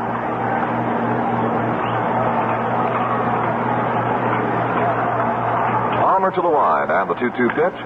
Drive for a base hit out between Powell, the first baseman, and Johnson, the second baseman. Right field single for Wes Parker, the second base hit of the ball game for the Dodgers. The first one was a broken bat double into right field off the bat of Lou Johnson. And now getting a great hand, one of the greats of baseball, Sandy Koufax. This will be a second turn to the plate. In the second inning, he popped to the second baseman, Dave Johnson. The score in the last half of the 5th inning of game number 2, Baltimore 3, Los Angeles nothing. Powell moves into hold with the base runner Parker at first base, and Palmer is ready. First pitch to Koufax. High fly ball headed toward right field, coming into the ball right field to Frank Robinson. Still waiting. He's got it, and that's the second out of the inning. Koufax retired in a fly ball to shallow right. 2 down now, and here is Maury Wells. And he'll take a little time getting up there in order to let Koufax get back to the dugout and maybe get the feet up. Maury Wells has bounced to the pitcher and grounded to the second baseman in 2 turns this afternoon. In yesterday's contest, Maury was 0 for 3, struck out twice and grounded to second, but reached twice via the base on balls. Powell now is playing about a step behind the bag to the base runner Wes Parker at first. Wills waits the first pitch. Swing ground ball to the glove side of second baseman Johnson. He's there, makes a pick up, a throw on to first in time. And that's it for Maury Wells. And for the Dodgers in the 5th inning, no runs, 1 base hit, no bird errors, and a man is left. At the end of 5 complete, the score, Baltimore 3, Los Angeles nothing. Here he is again with another story, our favorite umpire, Nick Crone. One night in Pittsburgh, a certain third baseman known as the 8th man, on account of he was not a very dainty performer with the glove, lets a ground ball bounce off his chin. It raises such a lump that the next day he cannot shave. I hear of this and offer him my new Gillette Techmatic razor, which he graciously declines. Beat it, he says. Go feed your guide dog. 8th man, I reply. The Gillette Techmatic razor just out has the lightest touch in shaving. 6 super stainless steel edges are coiled and sealed inside a cartridge, like film in a camera. Each edge lasts about a week. Then, flip a lever and a new edge locks in place. The Gillette Techmatic ends blade handling forever. Well, the ape man tries it. He gets a perfect shave from the Gillette Techmatic and does not even cut his bump.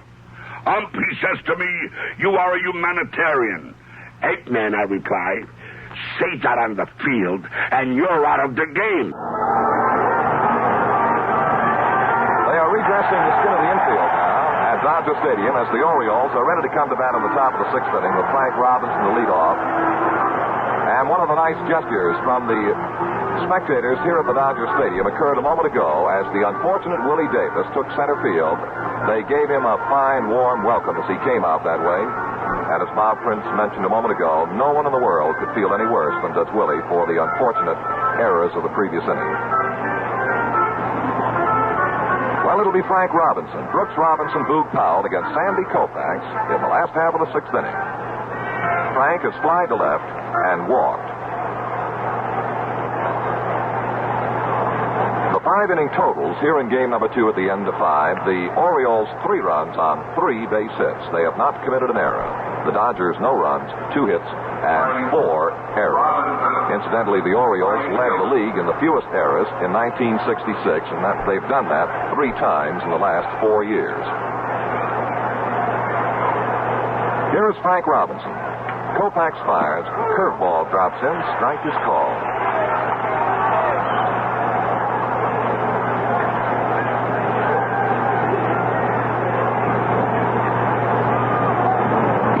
Another one. This one misses, and the count even now at 1-1.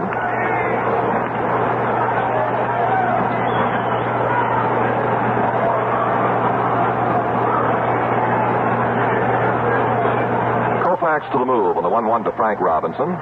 Another breaking ball high on the count, 2 balls, 1 strike. Dodger outfield cut one around toward left and very deep to the power-hitting Frank Robinson. 2-1 pitch. He took a fastball high and a bit outside on the count now, 3-1.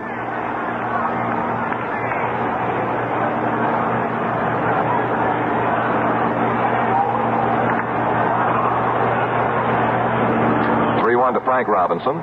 Swing and a miss, strike 2. And he didn't hold back a little bit. Full count, Frank.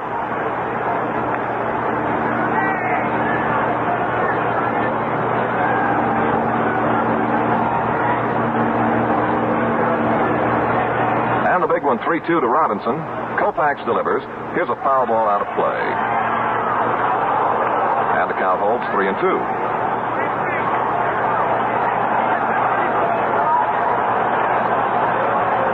Robinson, the first Triple Crown winner since Mickey Mantle won it for the Yankees in 1956.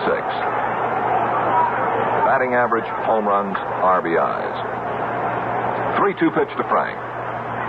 High fly ball headed toward the alley right center, racing back to center field, and the right fielder still going, and it'll be the right fielder. It dropped in front of him.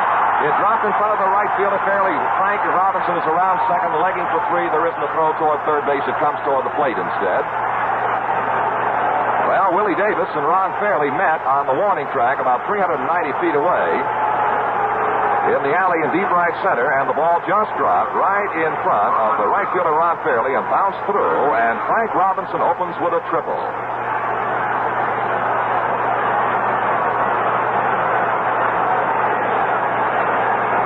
Frank Robinson has opened the Oriole half of the sixth inning with a booming triple into deep right center field. And Brooks Robinson steps in.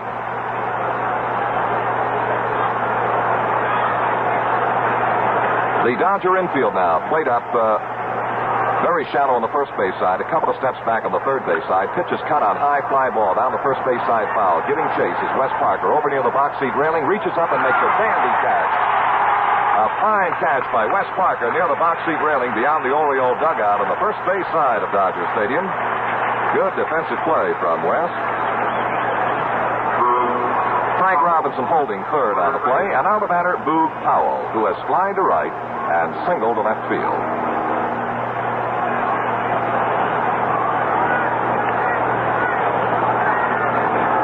Maury Wells at short is about a step off the infield grass. Third baseman Gilliam about even with a bag, maybe a little bit deeper than that. Lefevre about 2 steps back off the infield grass, and Parker maybe a step beyond the bag and wide of it at first. Pitch to Powell. High. Ball 1. Outfield deep and just about straight away to Boog.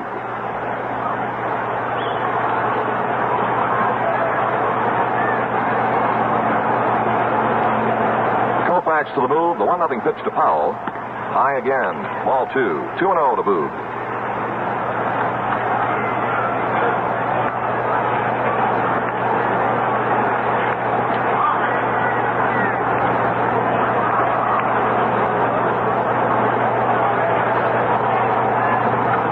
And the 2-0 to Boog Powell. High fly ball down the left field side. Fading. It may be a foul ball. Will be. And now out of play.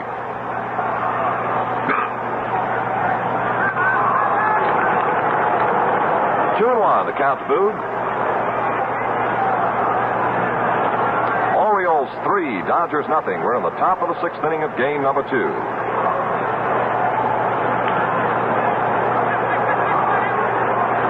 Birds captured the first game here at Dodger Stadium, 5-2 yesterday afternoon.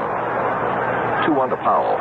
High foul ball out of play off the third base side, and the count now levels at 2-2.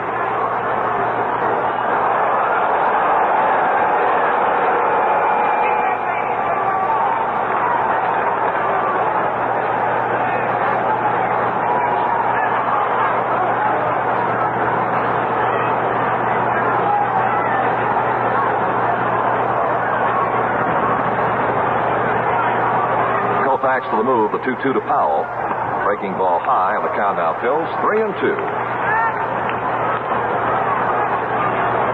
Birds have come up now with 4 base hits.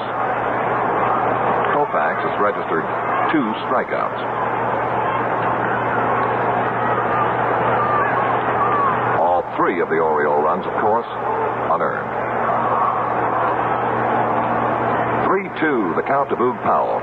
Koufax ready, the arm down in the pitch. Breaking ball swung on, line drive, base hit. Out toward the alley in right center field. Here comes Frank Robinson home with a 4th Oriole run of the afternoon, and Powell has picked up his 2nd hit of the day against the left-hander Koufax. And his first run batted in.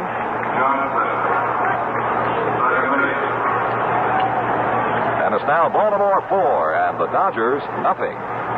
And here is Dave Johnson, who popped to second in the 2nd inning and attempting to punt, fouled out to catcher Johnny Roseborough in the 5th. Parker moves into hold with the big man Powell at first base. Johnson waits. Sandy is ready. His pitch high pops out of the mid of Roseborough, but he kept it around the plate, and Powell is not able to advance.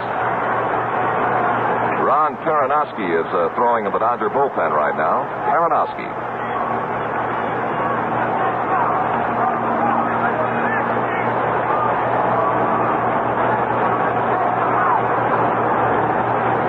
Now the 1-0 pitch to Dave Johnson. Swing and a foul out of play. A ball and a strike.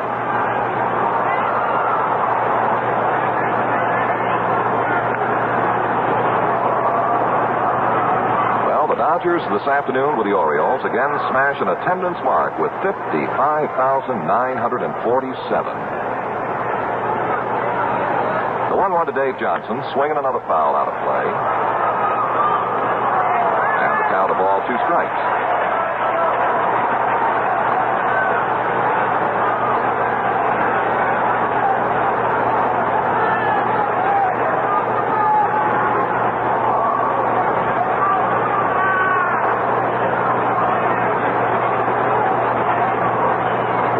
Powell, the runner at first base, a count of a ball, 2 strikes to Dave Johnson. Koufax delivers. High foul again out of play behind the plate. And the count will hold.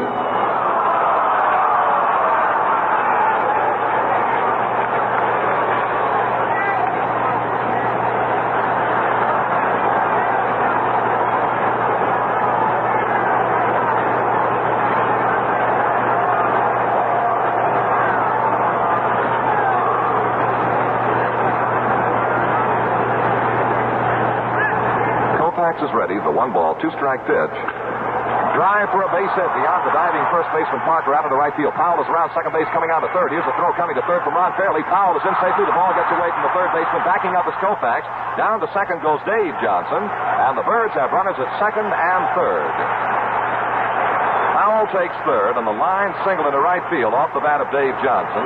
Johnson races down to second base on the throw to third that was off the mark and caromed by Gilliam, but Koufax was right behind him to back up the play.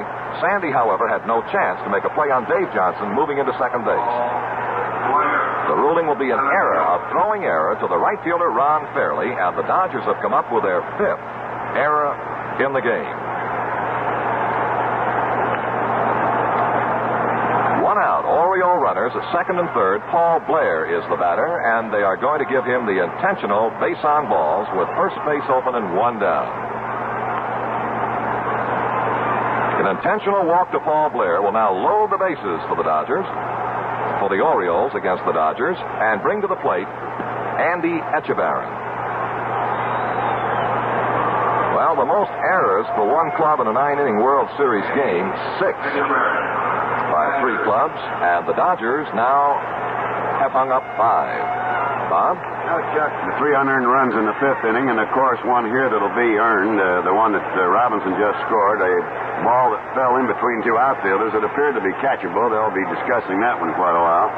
Koufax can't get away from 5 errors, and there's no question about it. That's an awful burden to have to carry around. Here now is Echevarron with the bases loaded. Ball 1 is too high to Andy. Echevarron was called out on strikes in the 3rd inning, and then he was involved in the triple errors of the 5th inning.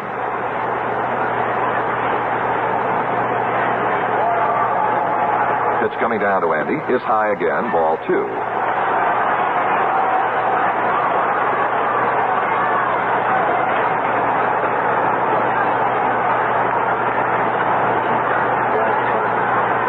Bases loaded, 1 out. And a count of 2 balls, no strikes to the right-hand batting rookie Oriole catcher, Echevarron. Koufax throws. High, ball 3.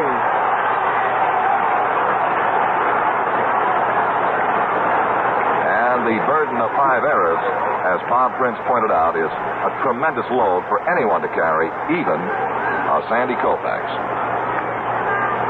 3 balls, no strikes. The count to Echevarron.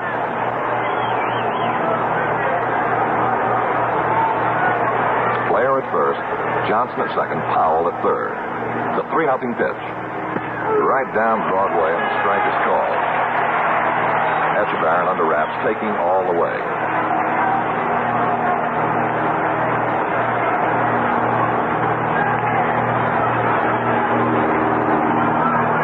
3-1 pitch. Swing, ground ball hit toward the third baseman. He's got it. The play will be to the plate. That's 1 out. Now on to first base. In time to get the double play. Dodgers got it just what they wanted. The first end of the double play from Gilliam to the plate to Roseboro. Roseboro wheeled to first baseman Parker to get the other end at Echevarron, and the Orioles are stopped after 1 run in this inning on 3 base hits. 1 Dodger error, and 2 are left. And at the end of 5.5 innings of play, the score now, Baltimore 4, the Dodgers nothing. This is Joe Garagiola. If you're a man with a collection of sports books, or if you're a lady who never even bothers to look at the sports pages, I think you'll enjoy the Joe Garagiola World Series Scorebook, now available absolutely free at your Chrysler Plymouth dealer. If you like to keep score during a baseball game, there are score sheets in the book for that purpose. And if you'd like to keep score but don't know how, there are very simple, and I do mean simple, instructions. There are some laughs, some tips on things to watch for, and some records, all of which should add to your enjoyment of the 1966 World Series. For millions of Americans, the World Series is fun. And the idea of this book is very simply to add to that fun. A trip to your Chrysler Plymouth dealer is a good idea anytime, especially right now for a fall checkup. Get your copy of the Joe Garagiola Fun and Facts World Series Scorebook. The Chrysler people and I both hope that it'll be something you want to keep even after the series is over. Remember, it's free.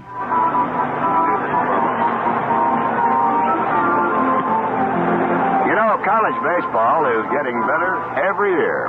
One reason may be found in the 5 summer leagues operating exclusively for college players, which provided spirited competition in various areas last summer. The major leagues contributed $75,000 to these leagues, which operate under strict NCAA regulations to protect the players' amateur standing. Chuck? Okay, Bob, here's Gilliam leading off, and Jim Palmer's first offering is a called strike 1. With the very unusual and rather bizarre errors that have occurred in the game, there's a great tendency to overlook the fact that Palmer is pitching a 2-hit shutout. Here's a ground ball bouncing towards second baseman Dave Johnson, a one-handed spear, the throw to first, and that's it for Gilliam. He's retired. Ground ball to second baseman Johnson. Now the batter is Willie Davis. And the applause will drown out the boos. Willie has twice faced Jim Palmer. Both times has gone down swinging. The sportsmanship of this World Series crowd is a magnificent thing to be a part of. Here is Jim Palmer's first pitch to Willie. A strike is called.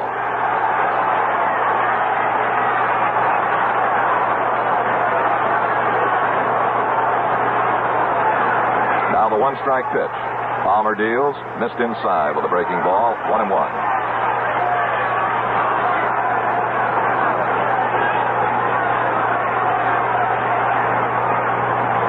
One out and none on. Dodgers batting bottom of the sixth inning. Orioles 4, Dodgers nothing. Palmer's next offering is low, and the count now 2-1.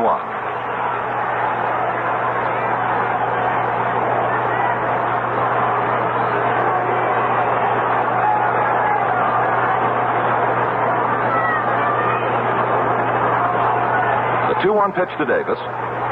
Swing and a foul on the screen, and the count is even now 2-2.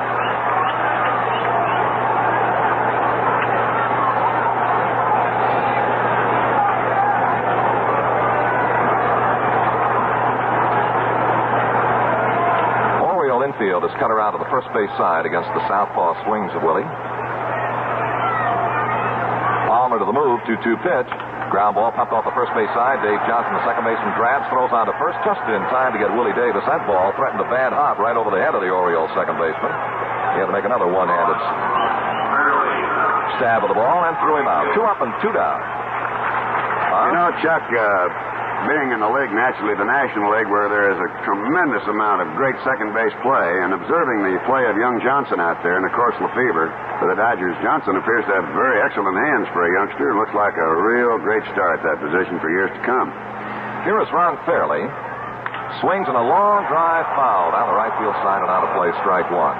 Bob, that's exactly the case. The Orioles gambled on this youngster and traded away one of the fine second basemen in the American League, Jerry Adair, and put this youngster in there, and he never faltered. One strike. The count to Fairley. He walked and fly to center in 2 previous trips. The pitch. Curve ball. Strike is called. Beautiful looking pitch.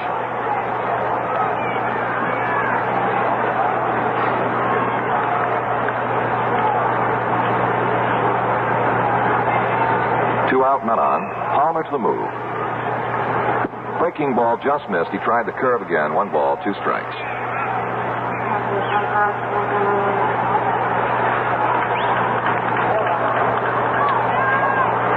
The Dodger hits off Palmer have been a broken back double by Lou Johnson and a single by Parker. Pitch just inside, 2-2.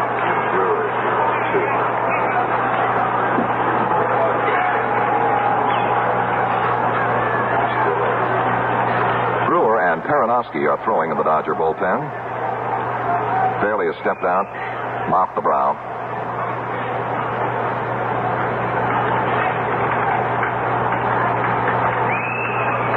Two pitch coming. High, ball 3, full count now. To the Dodger right fielder, Ron Fairley.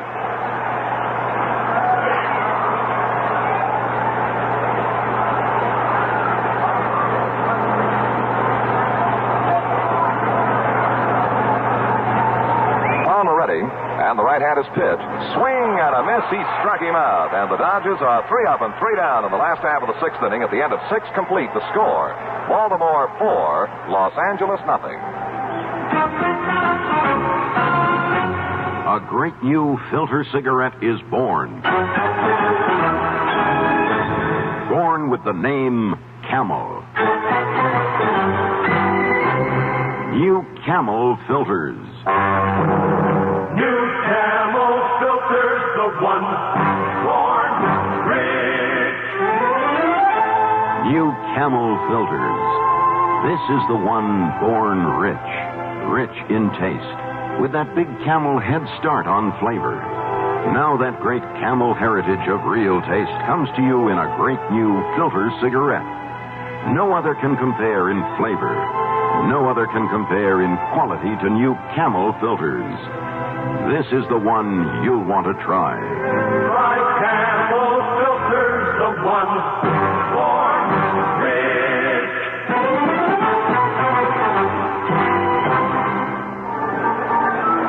A Dodger pitching change. Ron Fairley coming on. We'll tell you more about him and the aspects of the relieving of Koufax under tenuous circumstances in one moment. Right now, we pause 30 seconds for station identification. If you've grown up around here, chances are you take Saratoga Vichy for granted. Well, don't. What you're being so blasé about happens to be one of the most extraordinary natural products in all the world. People send for it from all over, both for its curious taste and for that remarkably long-lived carbonation the Vichy people are always talking about. Saratoga Vichy, the only mixer we know of that people built a city just to be near. WGY, WGFM, Schenectady. Coming in for his second and serious appearance, and Chuck, this gives rise now to the fact that Walter Alston is perhaps taking Koufax out of the game, knowing his bullpen is sufficient to do the job he wants done, and pitch him again another day if the series is to go beyond 4. And there are some things that we can talk about from time to time, but this young man standing in here right now, Mr. Palmer, kind of riding tall on that saddle, isn't he? He certainly is, Bob Prince, and as a hitter this afternoon, Palmer's popped to third and struck out. Now he looks at the left-handed Paranowski into the move and the first pitch. Curveball drops in, strike is called.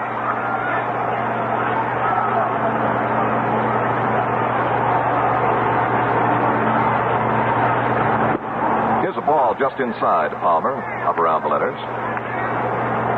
Koufax this afternoon went 6 innings, allowed 6 base hits, struck out 2, walked 2, one of those intentional, allowed 1 earned run. Pitch. A little bit low, and the count now, 2-1. Yesterday, we saw Ron Paranowski for the final 2 innings, and he allowed 2 base hits. Didn't walk a batter, didn't strike anybody out, nor did he allow a run. Strike call to Palmer, 2-2.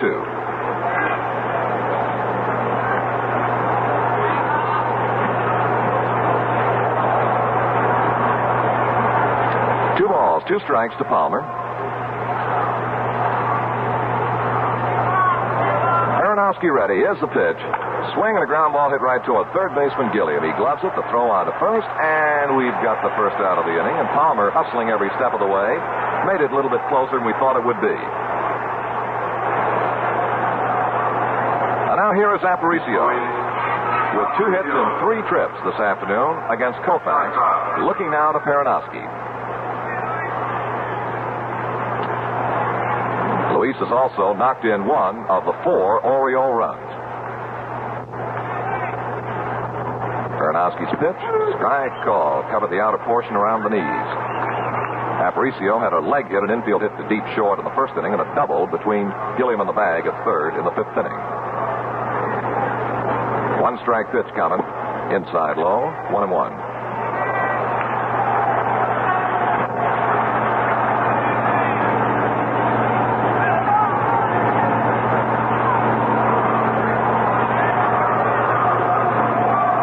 Offering to Aparicio outside, and Louis ran the hands up the bat as if maybe he had a thought of a bunt. Took it all the way. 2 balls, 1 strike. 1 out and none on.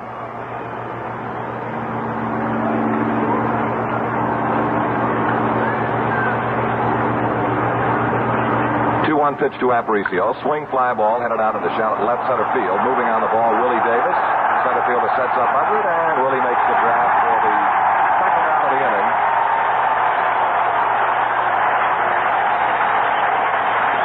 And I'm sure I don't have to enlarge or amplify on the great burst of applause that greeted that catch. Brewer and Regan are now throwing in the Dodger bullpen. 2 down and none on. Here is Kurt Lefevre, left-hand swinging left fielder, against Koufax in 3 trips. Fly to center, pop to short, fly to right.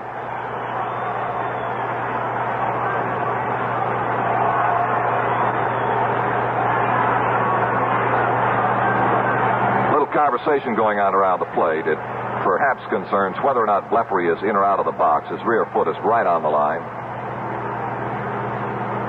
First pitch. Good curve is in. Strike call to Lefevre. Dodger outfielder Lefevre kind of spread out, guarding all the exits as if he might hit the ball to any and all fields. Aronofsky deals. He missed low and outside. 1 ball, 1 strike.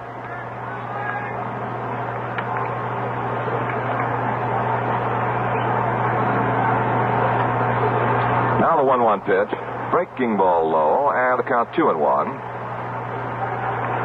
Well, they say in baseball, always expect the unexpected, but who could expect 5 Dodger errors, 3 in 1 inning by 1 man?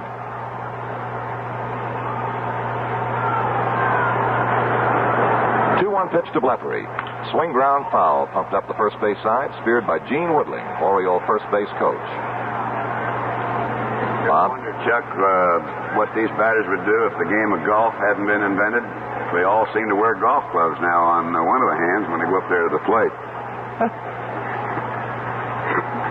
It's only been a few years ago that tar-stained towel came into existence, too. Pitch. Swing and a ground foul, dribbling up the first base side. Count holds 2-2. And Woodling fielding 1,000.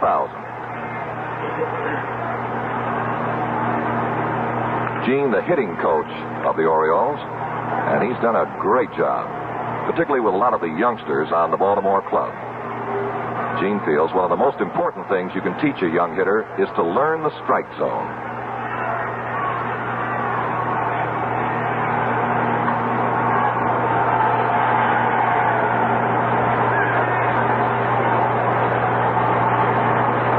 The 2-2 pitch to Lefevre. Swing and a miss. He struck him out. And the Birds are 3 up and 3 down in their half of the 7th inning at the end of 6 1/2 score. Baltimore 4, Los Angeles nothing. We asked the nastiest man in the world to ask some nasty questions about our beer. Go ahead, Nasty. What is all this 8 brewery jazz? We're trying to get Carling Black Label beer into people's hands while it's still fresh and lively. Oh, don't con me. Beer's supposed to be old. Well, that depends on where it gets old. In the aging tanks, good, but in the can or in the bottle, not good.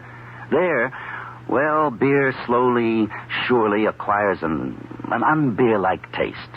Brewmasters call this taste bready. People call it flat. So what do? Drink all your beer before it leaves the brewery? We brought our breweries closer to the people.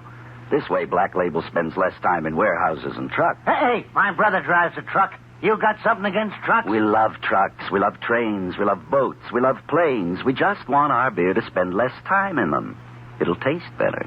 Say, when did you guys stop beating your wives? You know, Chuck Thompson, if the Dodgers are to lose this game, and it's Baltimore 4, Dodgers nothing as we go to the bottom of the 7th, the game is not over, but should they, and then go to Baltimore, trailing by 2 games in the World Series, they'll have a couple of things going that'll hurt them, maybe, in that they'll not be familiar with the Baltimore ballpark, but they will, for the better part of them anyhow, be quite familiar with Claude Osteen, who will pitch against them in Game 3. Very true, Bob. Here's Jim Palmer to the move, and the first pitch coming down to Lefevre is a called strike 1. And, Bob, the Orioles had more than a little difficulty with Osteen when he was in the American League.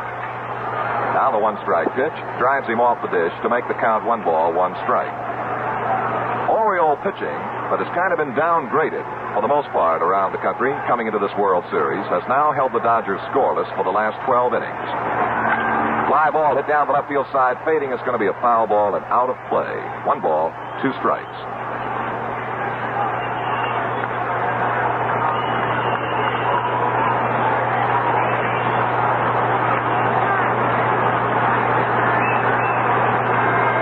Two strikes to Jim Lefevre, who struck out against Jim Palmer in the 2nd and bounced to the pitcher in the 4th inning, and the crowd now begins to get in the ball game a little bit. Palmer rocks and throws. Struck him out. Swing and a miss. Lefevre goes down. 5 strikeouts for Jim Palmer. He has held the Dodgers scoreless and allowed but 2 hits in 6 1/3 innings.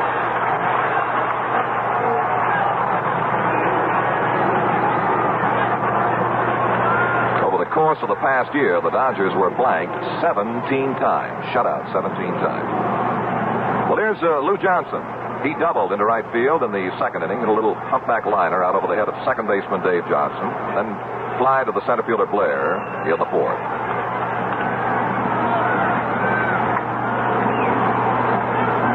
Palmer's first pitch to the right-hander, low outside, ball 1.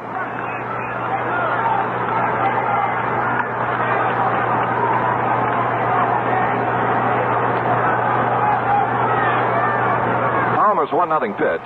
High, ball 2. Quick check of the scorecard shows there have been 17 strikeouts against the Dodgers in the 2 games of the series so far.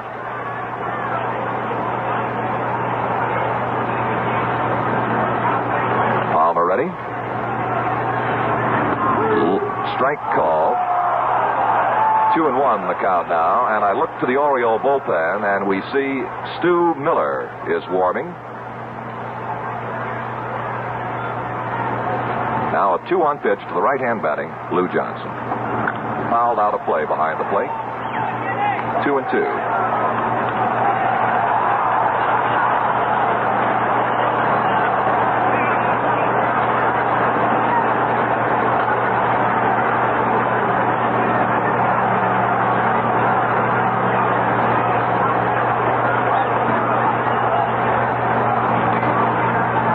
Palmer's 2-2 pitch. Ground ball hit sharply toward third baseman Brooks Robinson. Comes up in a chest-high hop. The throw on to first in plenty of time to get Lou. And we've got 2 down, and now Jim Palmer has equaled the brilliance of yesterday's reliever Mo Drabowski in blanking the Dodgers in 6 2/3 innings.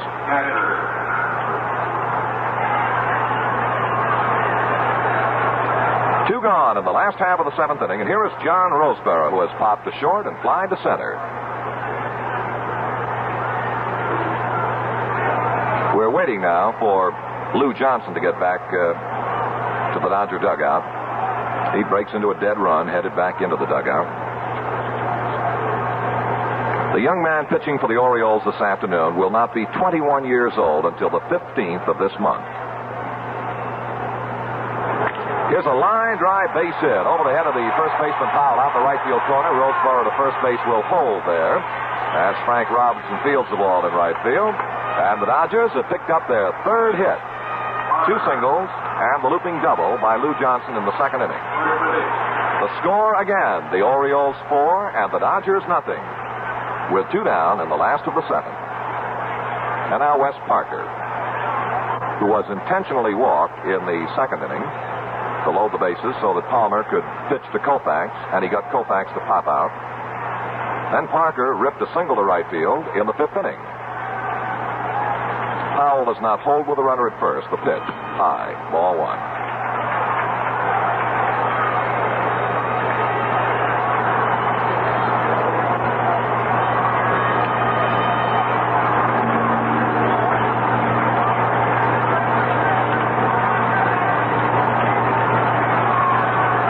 Palmer ready to go. 1-0 pitch, swing and a foul out of play, and the count evens 1-1.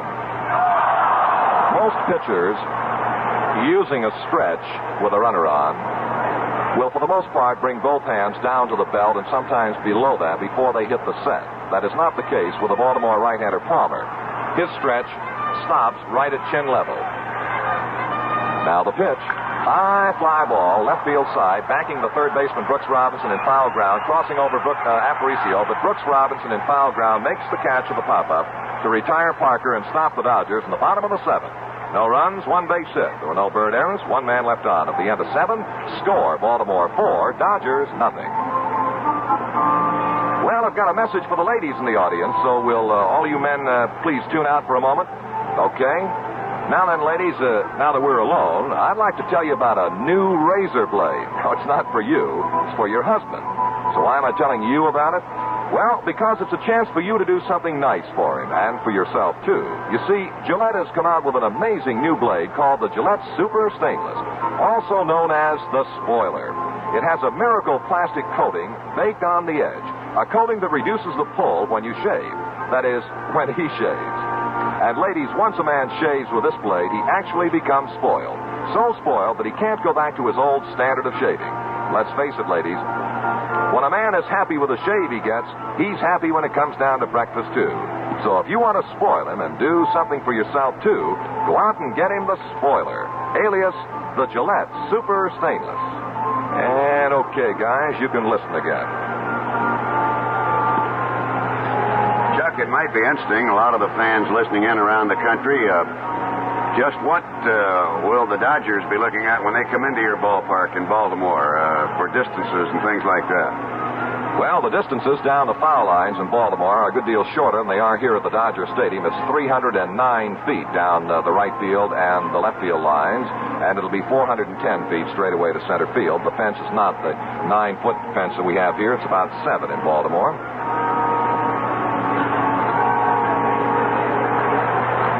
And they will be looking at a native Californian by the name of Wally Bunker.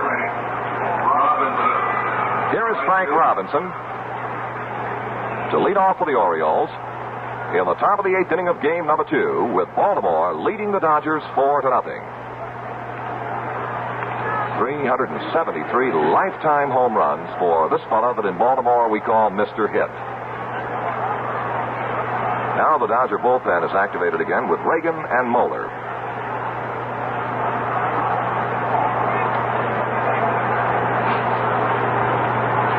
First pitch coming on to Frank. Strike called. Baranowski. Frank this afternoon has fly to left, walked, and then tripled deep in the alley in right center field. And this one splashed in between the center fielder and the right fielder. Pitch. Inside. He steps back off the plate. 1 ball, 1 strike. Now, one of the very strange happenings in Oriole baseball this year was a batting tip provided to Frank Robinson by, of all people, rookie second baseman Dave Johnson. Ball outside. At batting practice one night, Dave mentioned he thought that Frank was standing farther back from the plate than he normally did. Frank checked it, and he was right, and went on from there to lead the American League. Swing and a miss.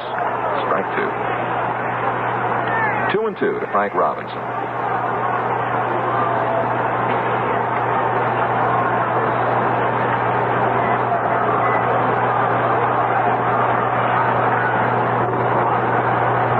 The 2-2 pitch. Inside. Full count now. 3-2 to the Oriole right fielder. With Bird third baseman Brooks Robinson, the on-deck hitter, and Boog Powell waiting around. The left-hander Baranowski brings the arm down. The pitch is a ball 4 low and outside. The second time this afternoon that Frank Robinson has walked. And the first walk, of course, issued by Baranowski. Here is Brooks Robinson. He had 1 hit in yesterday's opening game of the series. It went all the way, a solo home run. And this afternoon, he has fouled to the catcher, reached on an error, and fouled to the third baseman. Pitch is high and outside. Ball 1.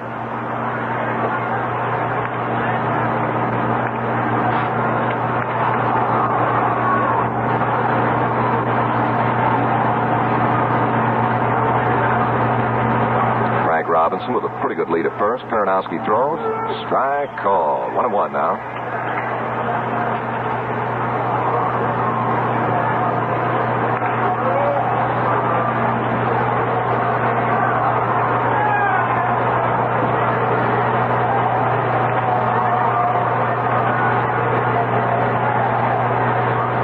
Here's the 1-1 to Brooks Robinson. Swing and a miss. A ball, 2 strikes.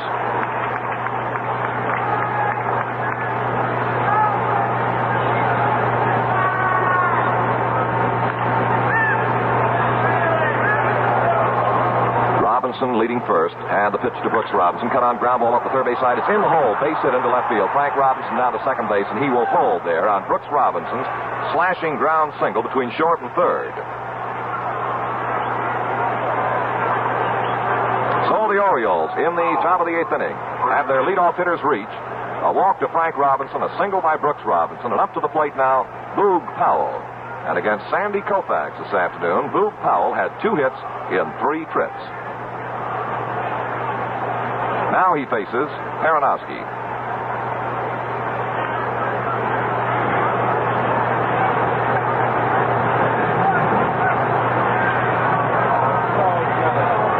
Here's a bunt off the third base side of the mound, making the pick up the pitcher. No play at third base, no play at second. Throw on to first in time to get the sacrificing Boog Powell. Frank Robinson races to third. Brooks to second on the sacrifice bunt off the bat of Boog Powell.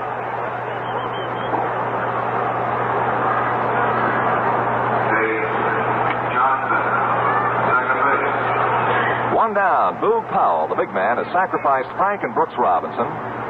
to second and third. And now here is Dave Johnson, who has popped to second, fouled to the catcher, and singled to right field. And the Dodger infield up very tight off the first base side and a couple of steps back off the third base side. Paranowski ready to go. Pitch. Strike call.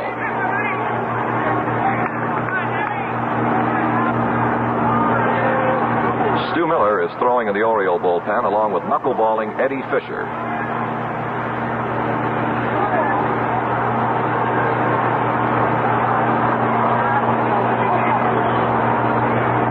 Dave Johnson is backed out, calling time briefly. And now the Orioles second baseman is in and ready. One strike pitch coming. Swing, ground ball right off the pitcher's leg. Caroms off the first base side of the infield. Frank Robinson is going to score. Throw to first base is wild. Gets by Parker into the dugout, and here is Brooks Robinson coming home.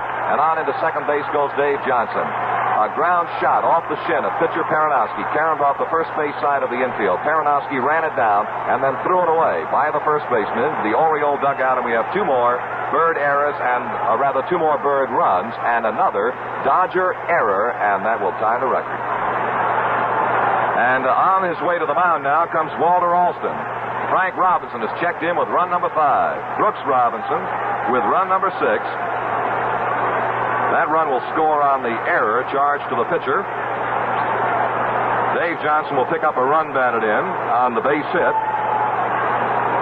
scoring Frank Robinson from third base. Dave also will take second base on the throwing error charged to Paranowski. Alston is on the mound with Roseborough and Paranowski, and we're going to have a pitching change right now for the Dodgers. Number 27, Phil. And it's going to be Phil Regan, and while he's on his way to the mound, here's a word from Bob Prince. Well, I'll tell you something. Big league baseball clubs are good citizens in their communities. In the summer just past, benefit games played by major league clubs raised $628,000 for worthy causes. Most of the money went to provide helpful, wholesome recreation for young people in overcrowded urban areas. But many other fine projects, like Boston's famed Jimmy Fund, which leads the worldwide crusade against children's leukemia, were helped too. It is significant, and certainly many words will be spoken, many words will be printed, and things said about a Dodger ball club that just literally scrambled and crawled its way into this World Series by virtually, other than their great pitching, taking advantage of your mistake. And when you made the mistake, pouring through for the runs, that gave them the victories. And in today's ball game, unheard of, unbelievable. No question about it, but there for all to see, Chuck Thompson. 6 Dodger errors, and another one could have easily been a sign had they wanted to. And, of course, the unhappy news for Dodger fans is this 6-error ball game, which is a stunning thing, I'm sure, and proved a lot too much for even the superb Sandy Koufax and for the Dodgers so far this afternoon. And it also will tie another World Series record for the most errors in a single 9-inning game by any one team, 6 by the L.A. Dodgers. On the mound, Phil Regan won 14 and lost 1 with an ERA of 1.62 over the year. And the Orioles are a bit familiar with Regan, who has been even greater than brilliant since joining the Dodgers. The last time 6 errors occurred in a World Series game, it involved the Chicago White Sox and the New York Giants in October of 1917. I'm sure you didn't see that one. No, I really didn't. I don't think you did either. But Jim Simpson might have. I'm thinking back to through the Orioles season, and I can recall a night when the Orioles came up with 5 errors in the ball game, too. They are a part of the game of baseball, but to occur in the rapid-fire order in which they did this afternoon with 3 Dodger errors in the 5th inning was a bizarre and startling happening.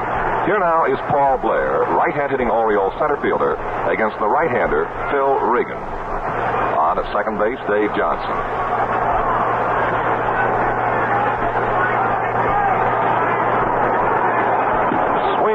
miss, strike one. Blair is lined to right field. He reached on one of the errors charged to Willie Davis in the 5th inning, and then was intentionally walked in the 6th inning. One strike pitch to Blair. Reagan's pitch, swing and a miss, strike two. 2 strikes to Blair. Well, in 7 games in the 1965 World Series, the Dodgers made a total of 6 errors. Here in 1 game, they've equaled it. 2-strike pitch to Blair. Reagan throws. Fly ball hit out into shallow or off the third base side. Coming up on the ball is a shortstop, Wells. He's under it and makes the catch for the second out of the inning. A little bit of a pop-up to shortstop Maury Wells. Chuck, you and I were talking yesterday, having worked the 1960 World Series together, the Pirates and the Yankees, and what had to be one of the wackiest of all World Series that's ever been played. But while the scores are nowhere near like that here, this is giving some evidence of being a little bizarre. Here is Andy Echevarron. Looked at the third strike, reached on the error in the 5th inning, and then hit into the double play in the 6th. Dave Johnson at second base, 2 down. Pitch to Echevarron. Swing and a foul ball. This one nicked Roseborough on the right hand. We hope it's a glancing blow. And he's now going to massage that hand just a little bit. And if he needed a little sympathy, he's got the right fellow at the plate in the person of Echevarron. Right now, we pause 30 seconds for station identification. Your radio has not gone cuckoo. That's merely the sound of Saratoga Vichy and its long-lasting fizz. The story behind that fizz is even stranger than the sound. You see, nature carbonates Saratoga Vichy, giving it a perky little fizz with incredible staying power. It keeps drinks fresh far longer than club soda or any of the imitation Vichy's. Saratoga, the authentic Vichy in the yellow label. WGY, WGFM, Schenectady.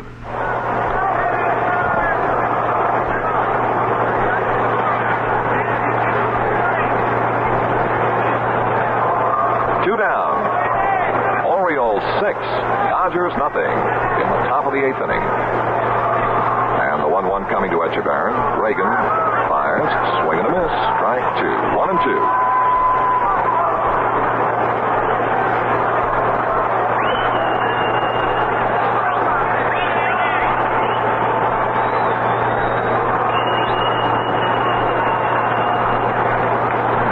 Reagan looking down to Roseborough for the sign.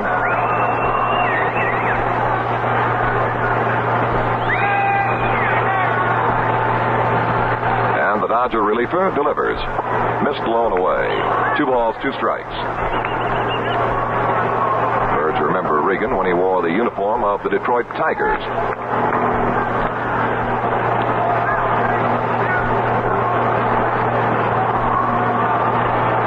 And the pitch, wide of the mark. Full count now, 3 and 2.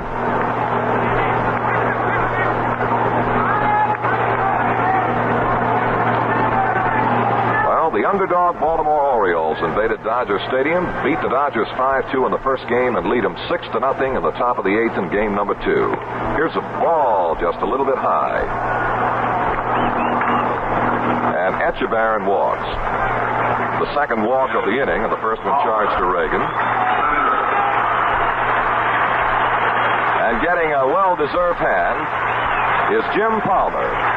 Here's a young man who was faced with the task of pitching against Sandy Koufax today. I asked Palmer if he had met Sandy. He said, no, I just met him a moment ago. He watched Koufax pitch in the Coliseum when the Dodgers played there.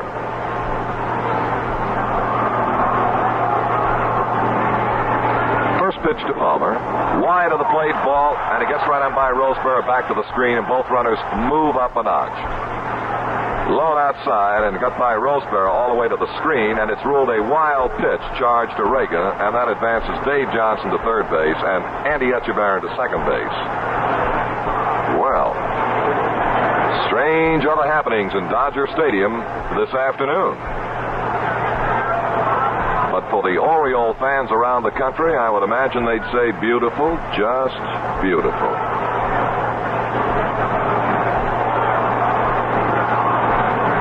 Nothing pitch to Palmer. 2 out. Reagan throws. Swing and a foul tip held on to by Roseborough. A ball and a strike.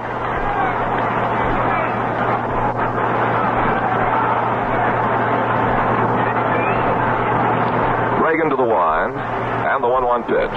Swing and a miss, strike 2, and you'd have to say that Reagan had Palmer a little bit fooled on that one.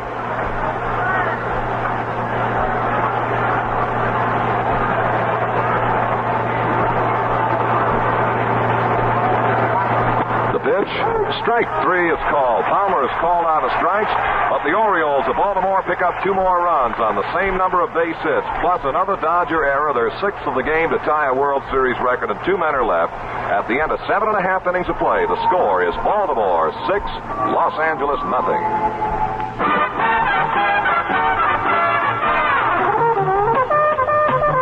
Plymouth is out to win you over this year. Plymouth is out to win you over this year. Follow your heart, see your Plymouth dealer today. Hi, Edie Gourmet here, wondering what you're doing there when you should be test driving Plymouth's all-new 67 Valiant. Economy never looked so luxurious. See your Plymouth dealer. He's all heart. Plymouth is out to win you over this year. Follow your heart, see your Plymouth dealer today.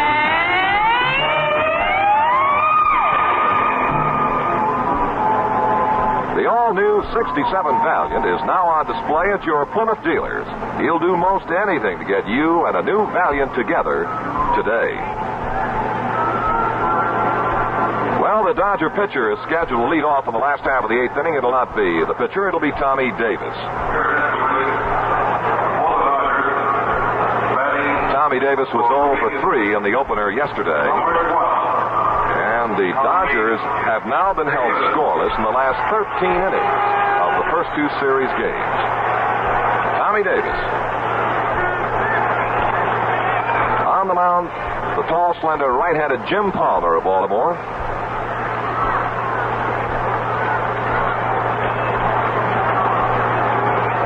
Palmer's first pitch to Davis. Too low and a ball.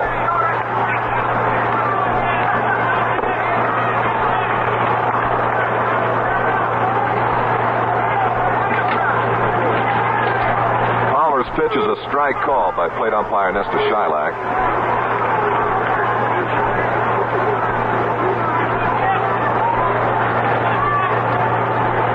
Palmer readies the 1-1 offering to the pinch hitter, Tommy Davis. Swing, fly ball headed toward the alley, right center field. Frank Robinson going hard to the right is there to cut it off on the first hop, and Davis delivers as a pinch hitter with a line single toward right center. Maury Wells. And that brings in Maury Wells, the 4th Dodger hit of the game. Line single in the alley at right center off the bat of Tommy Davis. Here is Wells, 0 for 3 in this game number 2, with a bounce out to the mound and twice rolled to the second baseman, Davy Johnson. The Oriole infield now shortens up a couple of steps to Maury Wells. Palmer sets and throws. Here's a pop-up foul outside of third, chasing toward the Dodger dugout. Brooks Robinson can't get to it, out of play. Strike 1 to Wells.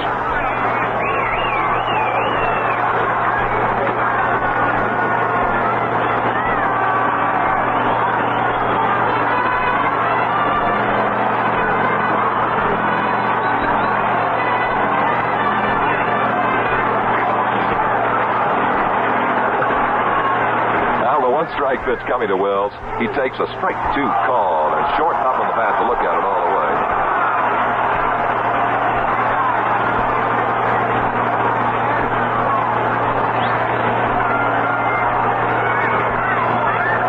Tommy Davis opened the inning with a pinch single to right.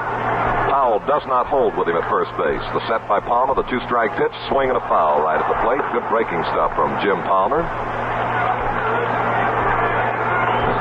At one time this year put together a streak of 4 consecutive victories, and it just so happened that he had pancakes for breakfast that day and went on to win. So he kept doing that every time he pitched. And the ball players now every now and then call him Cakes. 2-strike pitch coming to Wells. Foul ball to sit on the netting behind the plate. Matter of fact, his very lovely young bride, Susie, would call Jim Palmer on the road and remind him when it's his turn to pitch to be sure and have those pancakes.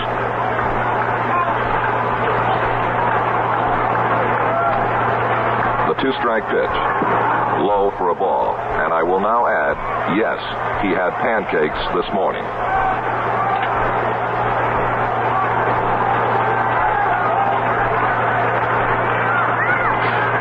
1-2, the count to Maury Wells. Palmer's ready. The pitch. Popped up foul. It may be out of play. Will be off the third base side. Count holding. 1 ball, 2 strikes. Dodgers facing Jim Palmer in the last half of the 8th inning. With the Orioles 6 and the Dodgers nothing. Palmer throws. Ground ball down the third base side is just foul, just outside that bag.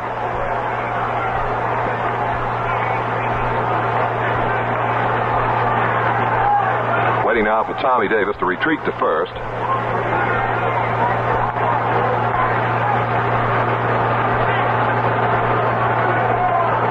Oriole catcher Echevarron takes to the mound for a quick word with Jim Palmer.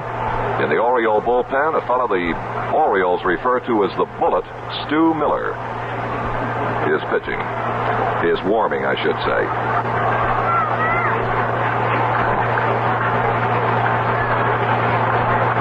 Now the 1-2 pitch. Coming down to Maury Wells. Palmer throws just low. 2 balls, 2 strikes to Wells. Bob? Are you trying to say that he changes on a change?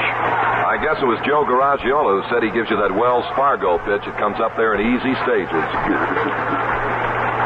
2 balls, 2 strikes to Wells. Palmer ready. Here's the pitch. High pop-up. Back of second base. Back goes second baseman Davy Johnson. Davy Johnson staying with it, and he makes the catch. Aparicio calling the shot every step of the way. Protected Davy from collision with Blair, center fielder, and right fielder Frank Robinson coming over. 1 down. Wills is popped to the second baseman Dave Johnson. I never saw him pitch in your league, Chuck, but in our league when he was with us, I saw more batters strike out at his head before he ever let go of the ball, and I did see Billy White take 2 swings at the pitch one time, which of course is illegal. Now, I don't know how you fellas did it over in the junior loop. Well, they say in our league that if he gets a stiff neck, he can't pitch.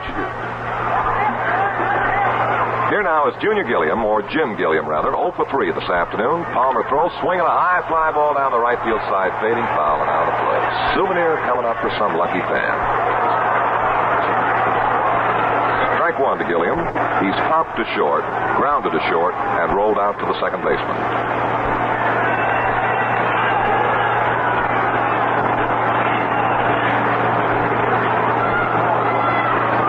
The 1-strike pitch. Palmer ready. Here it is. Curved him, but it misses low inside. Pops away from Echevarron on his way to second base Davis, and he pulls in without attracting a throw. This one was in the dirt. It caromed up his leg into the air, and Echevarron retreated and made a quick grab and realized he could throw it away if he cut loose and throw to second, so he held on, and the ruling is a wild pitch charged to Jim Palmer. A wild pitch. Pinch hitter Davis now at second with 1 out. 1 ball, 1 strike to Gilliam. Great old pros, Jim Gilliam. Palmer ready. The 1-1 pitch. High foul out of play behind the plate.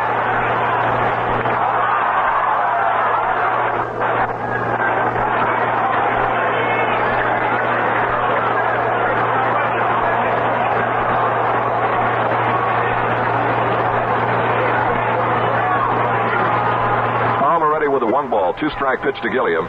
Curve hit in the air off into shallow left field. Back goes the shortstop of the third baseman. Brooks Robinson's calling for it. Gives away to Aparicio, who makes the catch, a step and foul ground to retire Gilliam. A fine running catch by Baltimore shortstop Aparicio. We have 2 gone in the bottom of the 8th. And here now is the unfortunate Willie Davis. And as a hitter this afternoon, Willie is 0 for 3. The attendance at the Dodger Stadium in Los Angeles this afternoon, another new record, 55,947, exceeding yesterday's crowd by a half a dozen.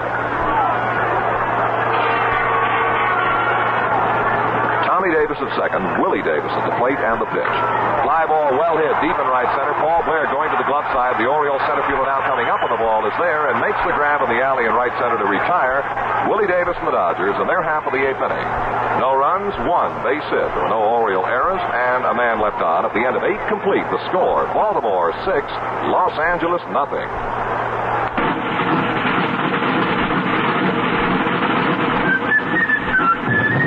A great new filter cigarette is born. Born with the name Camel. New Camel filters. New Camel filters, the one born rich. New Camel filters. This is the one born rich. Rich in taste, with that big Camel head start on flavor. Now that great Camel heritage of real taste comes to you in a great new filter cigarette. No other can compare in flavor. No other can compare in quality to new Camel filters. This is the one you'll want to try. Try Camel filters, the one born rich.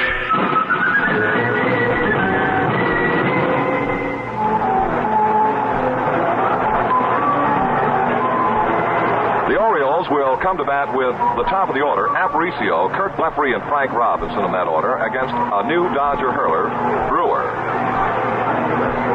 Reagan in relief, Karanowski went 2/3 of an inning without a base hit. He did walk the batter, did not allow a run, and now gives way to Brewer.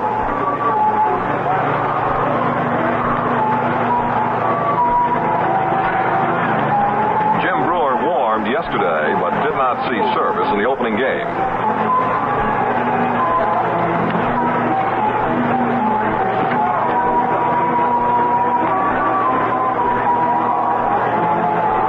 In a town in Oklahoma called Broken Arrow, Oklahoma. 0-2 with the Dodgers this year.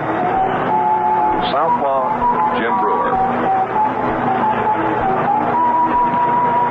Aparicio, who will lead off, is 2 for 4 this afternoon. And credited with a run batted in. And the Orioles and the Dodgers go to inning number 9 of game number 2, with Baltimore leading the Dodgers 6-0.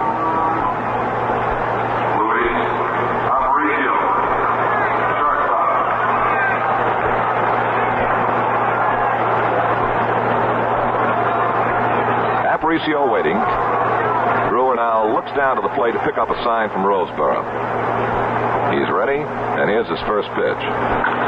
Hit in the air out toward shallow right center, backpedaling the second baseman Lefevre, shading his eyes with a glove. He makes the catch for the first out of the inning. Aparicio retired on a pop to second baseman Lefevre.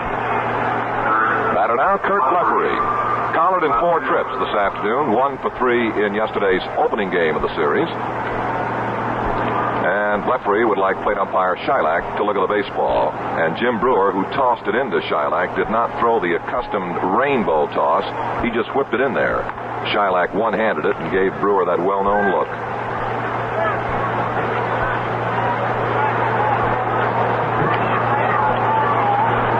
Here's Lefevre.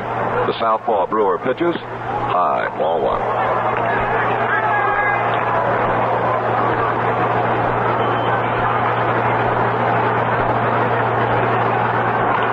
Here's a high foul hit out of play behind the plate. 1 ball, 1 strike to Kurt Lefevre.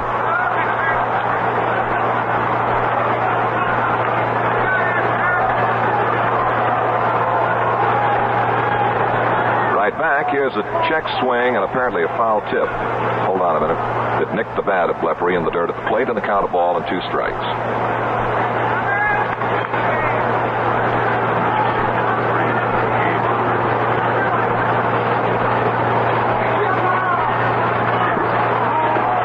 Lefevre started a swing and managed to stop it and turned the body and took the pitch inside for a ball. 2-2 is the count.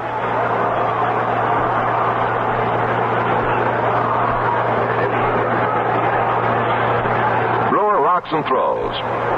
Low and away. Full count of Lefevre. 1 out, none on. Top of the 9th inning. Baltimore 6, Dodgers nothing.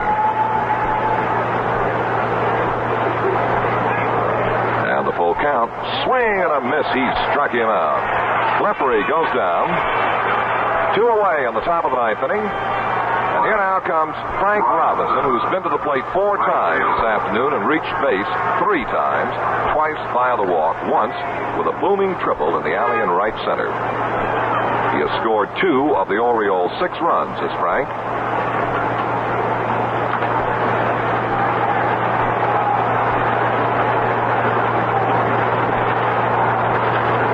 Brewer's first offering to Frank.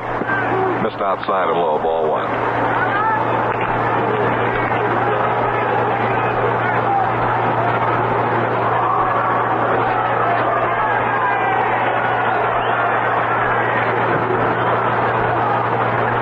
Pitch, too low.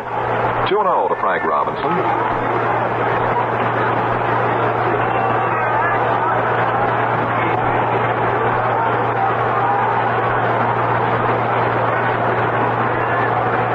And the 2-0 pitch. Swing ground ball hopping toward the charging shortstop Wills. He gloves it. The throw on to first is in time to get Frank Robinson, and the Orioles are 3 up and 3 down on the top of the 9th inning at the end of 8 1/2.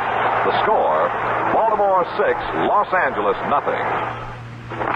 Hi, I'm from Carling. Wow, do you have a lot of flagpoles? I have a lot of flags, that's why. Flags is my life. I see.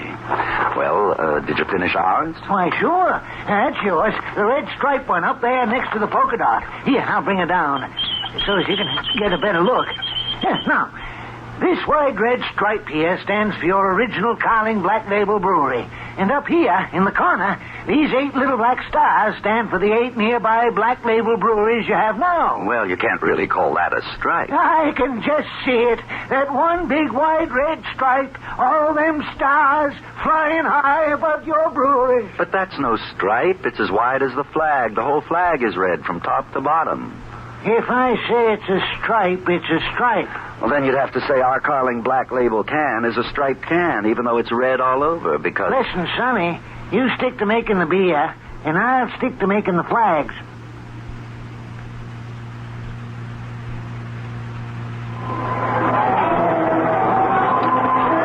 Here's the last half of the 9th inning at the Dodger Stadium in Los Angeles. And for the Dodgers, it'll be Ron Fairley to lead off against Baltimore's Jim Palmer, who has blanked the Dodgers through 8, and Oriole pitching has blanked Los Angeles through 14 innings of the first 2 games of the 1966 Classic.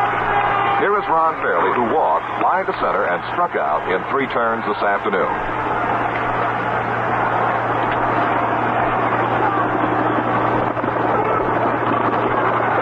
Strike 1 to Fairley.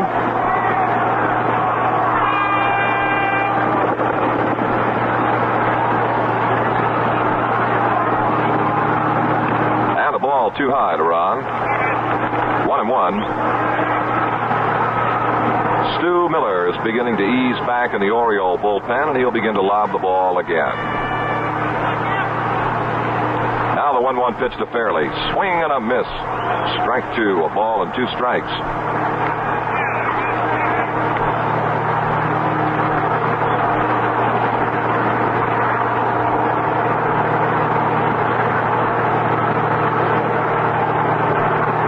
The 1-2 offering just missed outside. 2-2.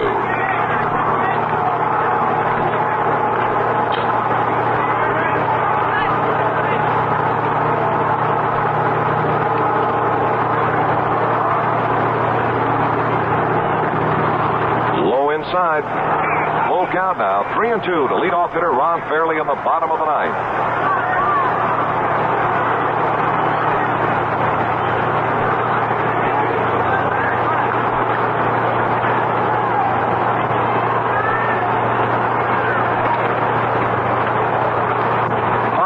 And throws. Swing and a miss. He struck him out. That will be the 5th strikeout of the contest for Jim Palmer. Check that. Make it number 6. Number 5 was Lefevre in the 7th inning, and here now is Lefevre in the bottom of the 9th.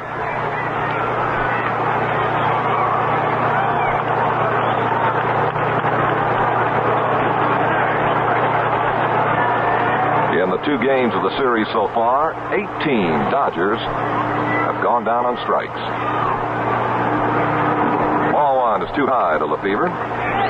Jim is 0 for 3. Fan twice, bounce to the pitcher.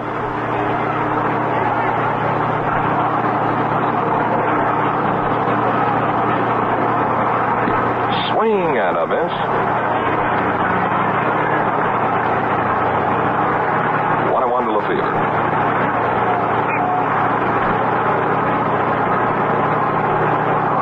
Wasting any time. The big right-hander brings the arm down, deals a curve, and a strike is called. A ball and 2 strikes to Lefevre. 1 out and none on in the bottom of the 9th.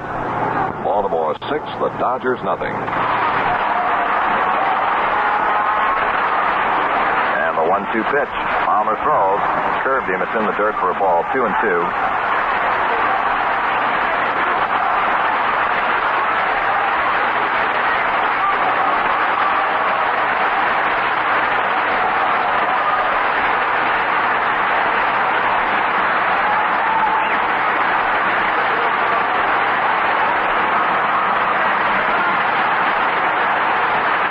Palmer's 2-2 pitch.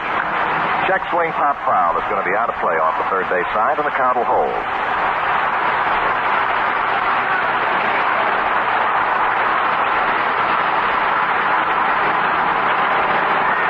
Quiet is the word for Dodger Stadium. And the 2-2. High. 3-2. Well, Palmer took Fairley 3-2 a moment ago and got him on strike. Now Lefevre's got him 3 balls, 2 strikes, with 1 out and none on.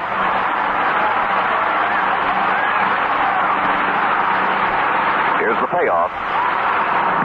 Ball 4 is inside, and Lefevre reaches with a base on balls, and out of ballpark comes to life. Here is Lou Johnson. This hustling ball player has 1 of the 4 Dodger hits this afternoon, a double in the second. Since then, he's flied to center and grounded to third. Powell signing to Jim Palmer that he's not going to hold with the base runner Lefevre. Has backed off the bag a couple of steps. Palmer ready to go. First pitch to Johnson. Too high and a ball.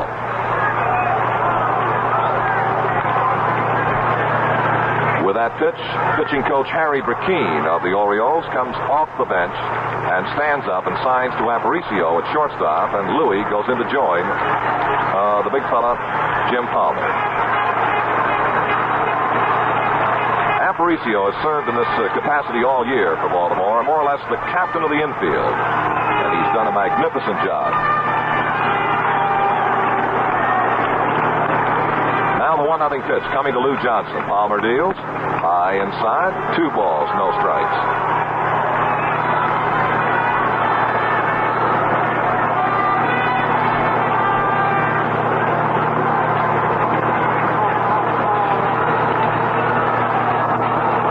Two-0 pitch coming to Johnson. Palmer throws. Strike is called by Shylock. Pellicudis, the umpire at first base. At second base, John Rice. Third base, Mel Steiner. Now the 2-1 offering to Johnson. Palmer throws, swinging a high fly ball, hit deep in the alley, left center field. Lefevre going to the glove side, waiting. Paul Blair is over there. It's Lefevre, the left fielder, who makes the catch rather deep in left field to retire Johnson for the second out in the last half of the 9th inning. And now here is John Roseborough.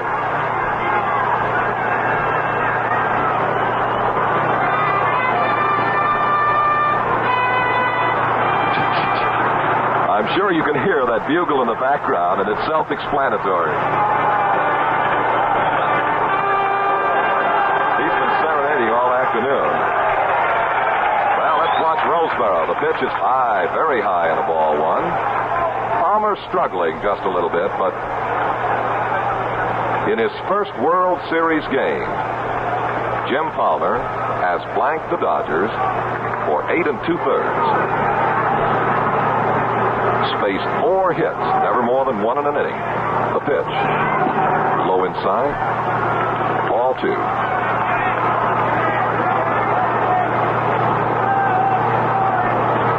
Manager Bauer has joined pitching coach Harry Brackeen on the steps of the Oriole dugout, watching Palmer very carefully.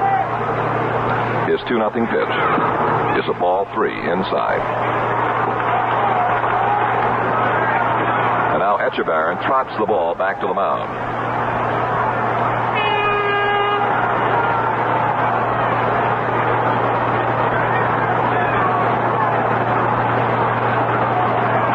Two down in the bottom of the ninth. Dodger runner at first, Lefevre. A count of 3 balls and no strikes to John Roseborough, who has popped a short fly to center and singled to right field. Palmer is ready to pitch. Right down the groove, and the strike is called, and Roseborough was naturally taking all the way.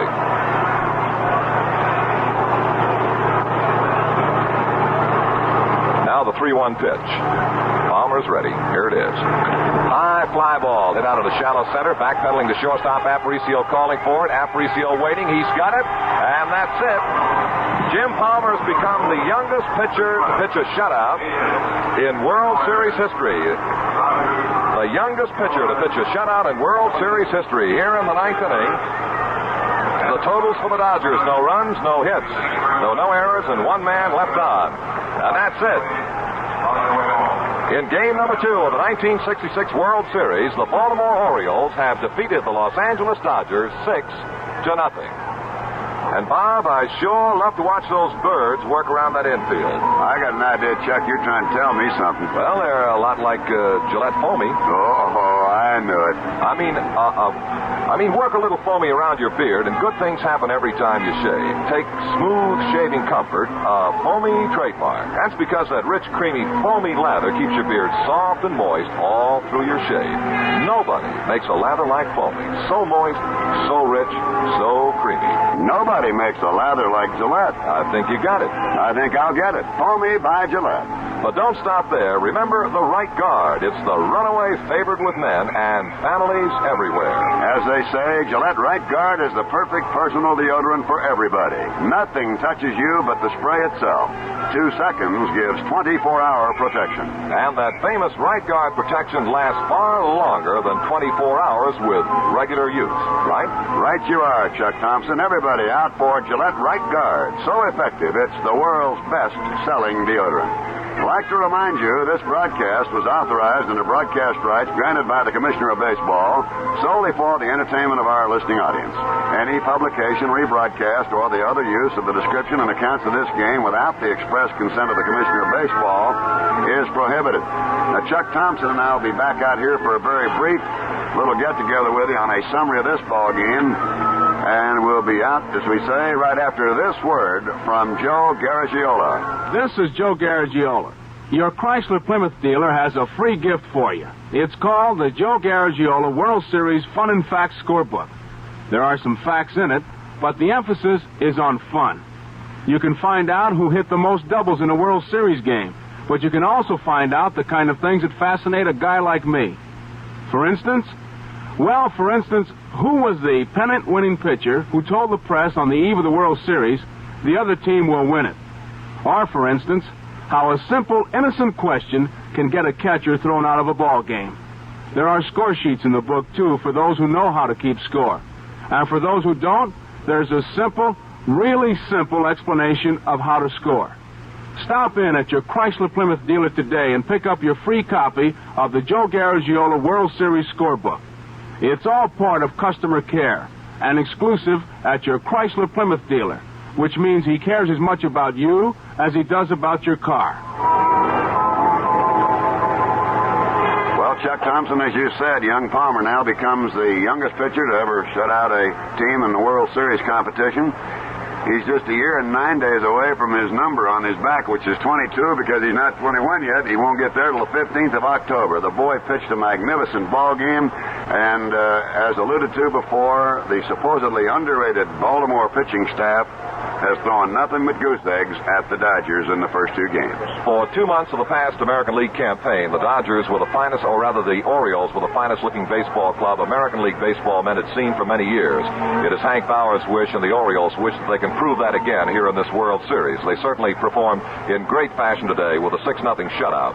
The totals read for Baltimore: 6 runs, 8 hits, no errors, 6 men left. For the Dodgers, no runs, 4 base hits, 6 errors, tying a World Series record. 7 men left on. The Dodgers will come into Baltimore's Memorial Stadium looking for their first run after being shut out for 15 consecutive innings.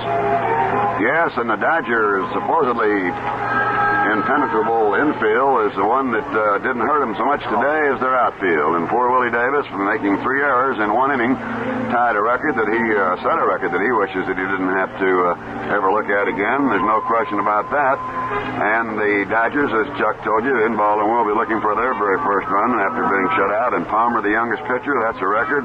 Willie Davis sets a record for 3 errors in 1 inning. And that's as many as they scored all in one 7-game World Series. And now here's young Palmer, the youngest pitcher ever to pitch a shutout. Wade Hoyt of the Yankees did it in 1921. So we'll just be pulling out of here now. We want to say thanks to our NBC engineer, Bob Jensen, and our NBC producer, Hal Ashby. And a deep bow, too, from Chuck and me to Jimmy Simpson of NBC for his invaluable aid. This will wrap up the second game of the 1966 World Series. Be with us again on Saturday, October the 8th, 12:45 Eastern Daylight Savings Time for the third game of the World Series, when your host again will be Chrysler Corporation, makers of Plymouth, Dodge, Chrysler, Imperial, and Dodge trucks. Gillette Foamy, so moist, so rich, so creamy. Camel Filters, the filter cigarette that was born rich. And Carling Black Label. Why not enjoy one right now?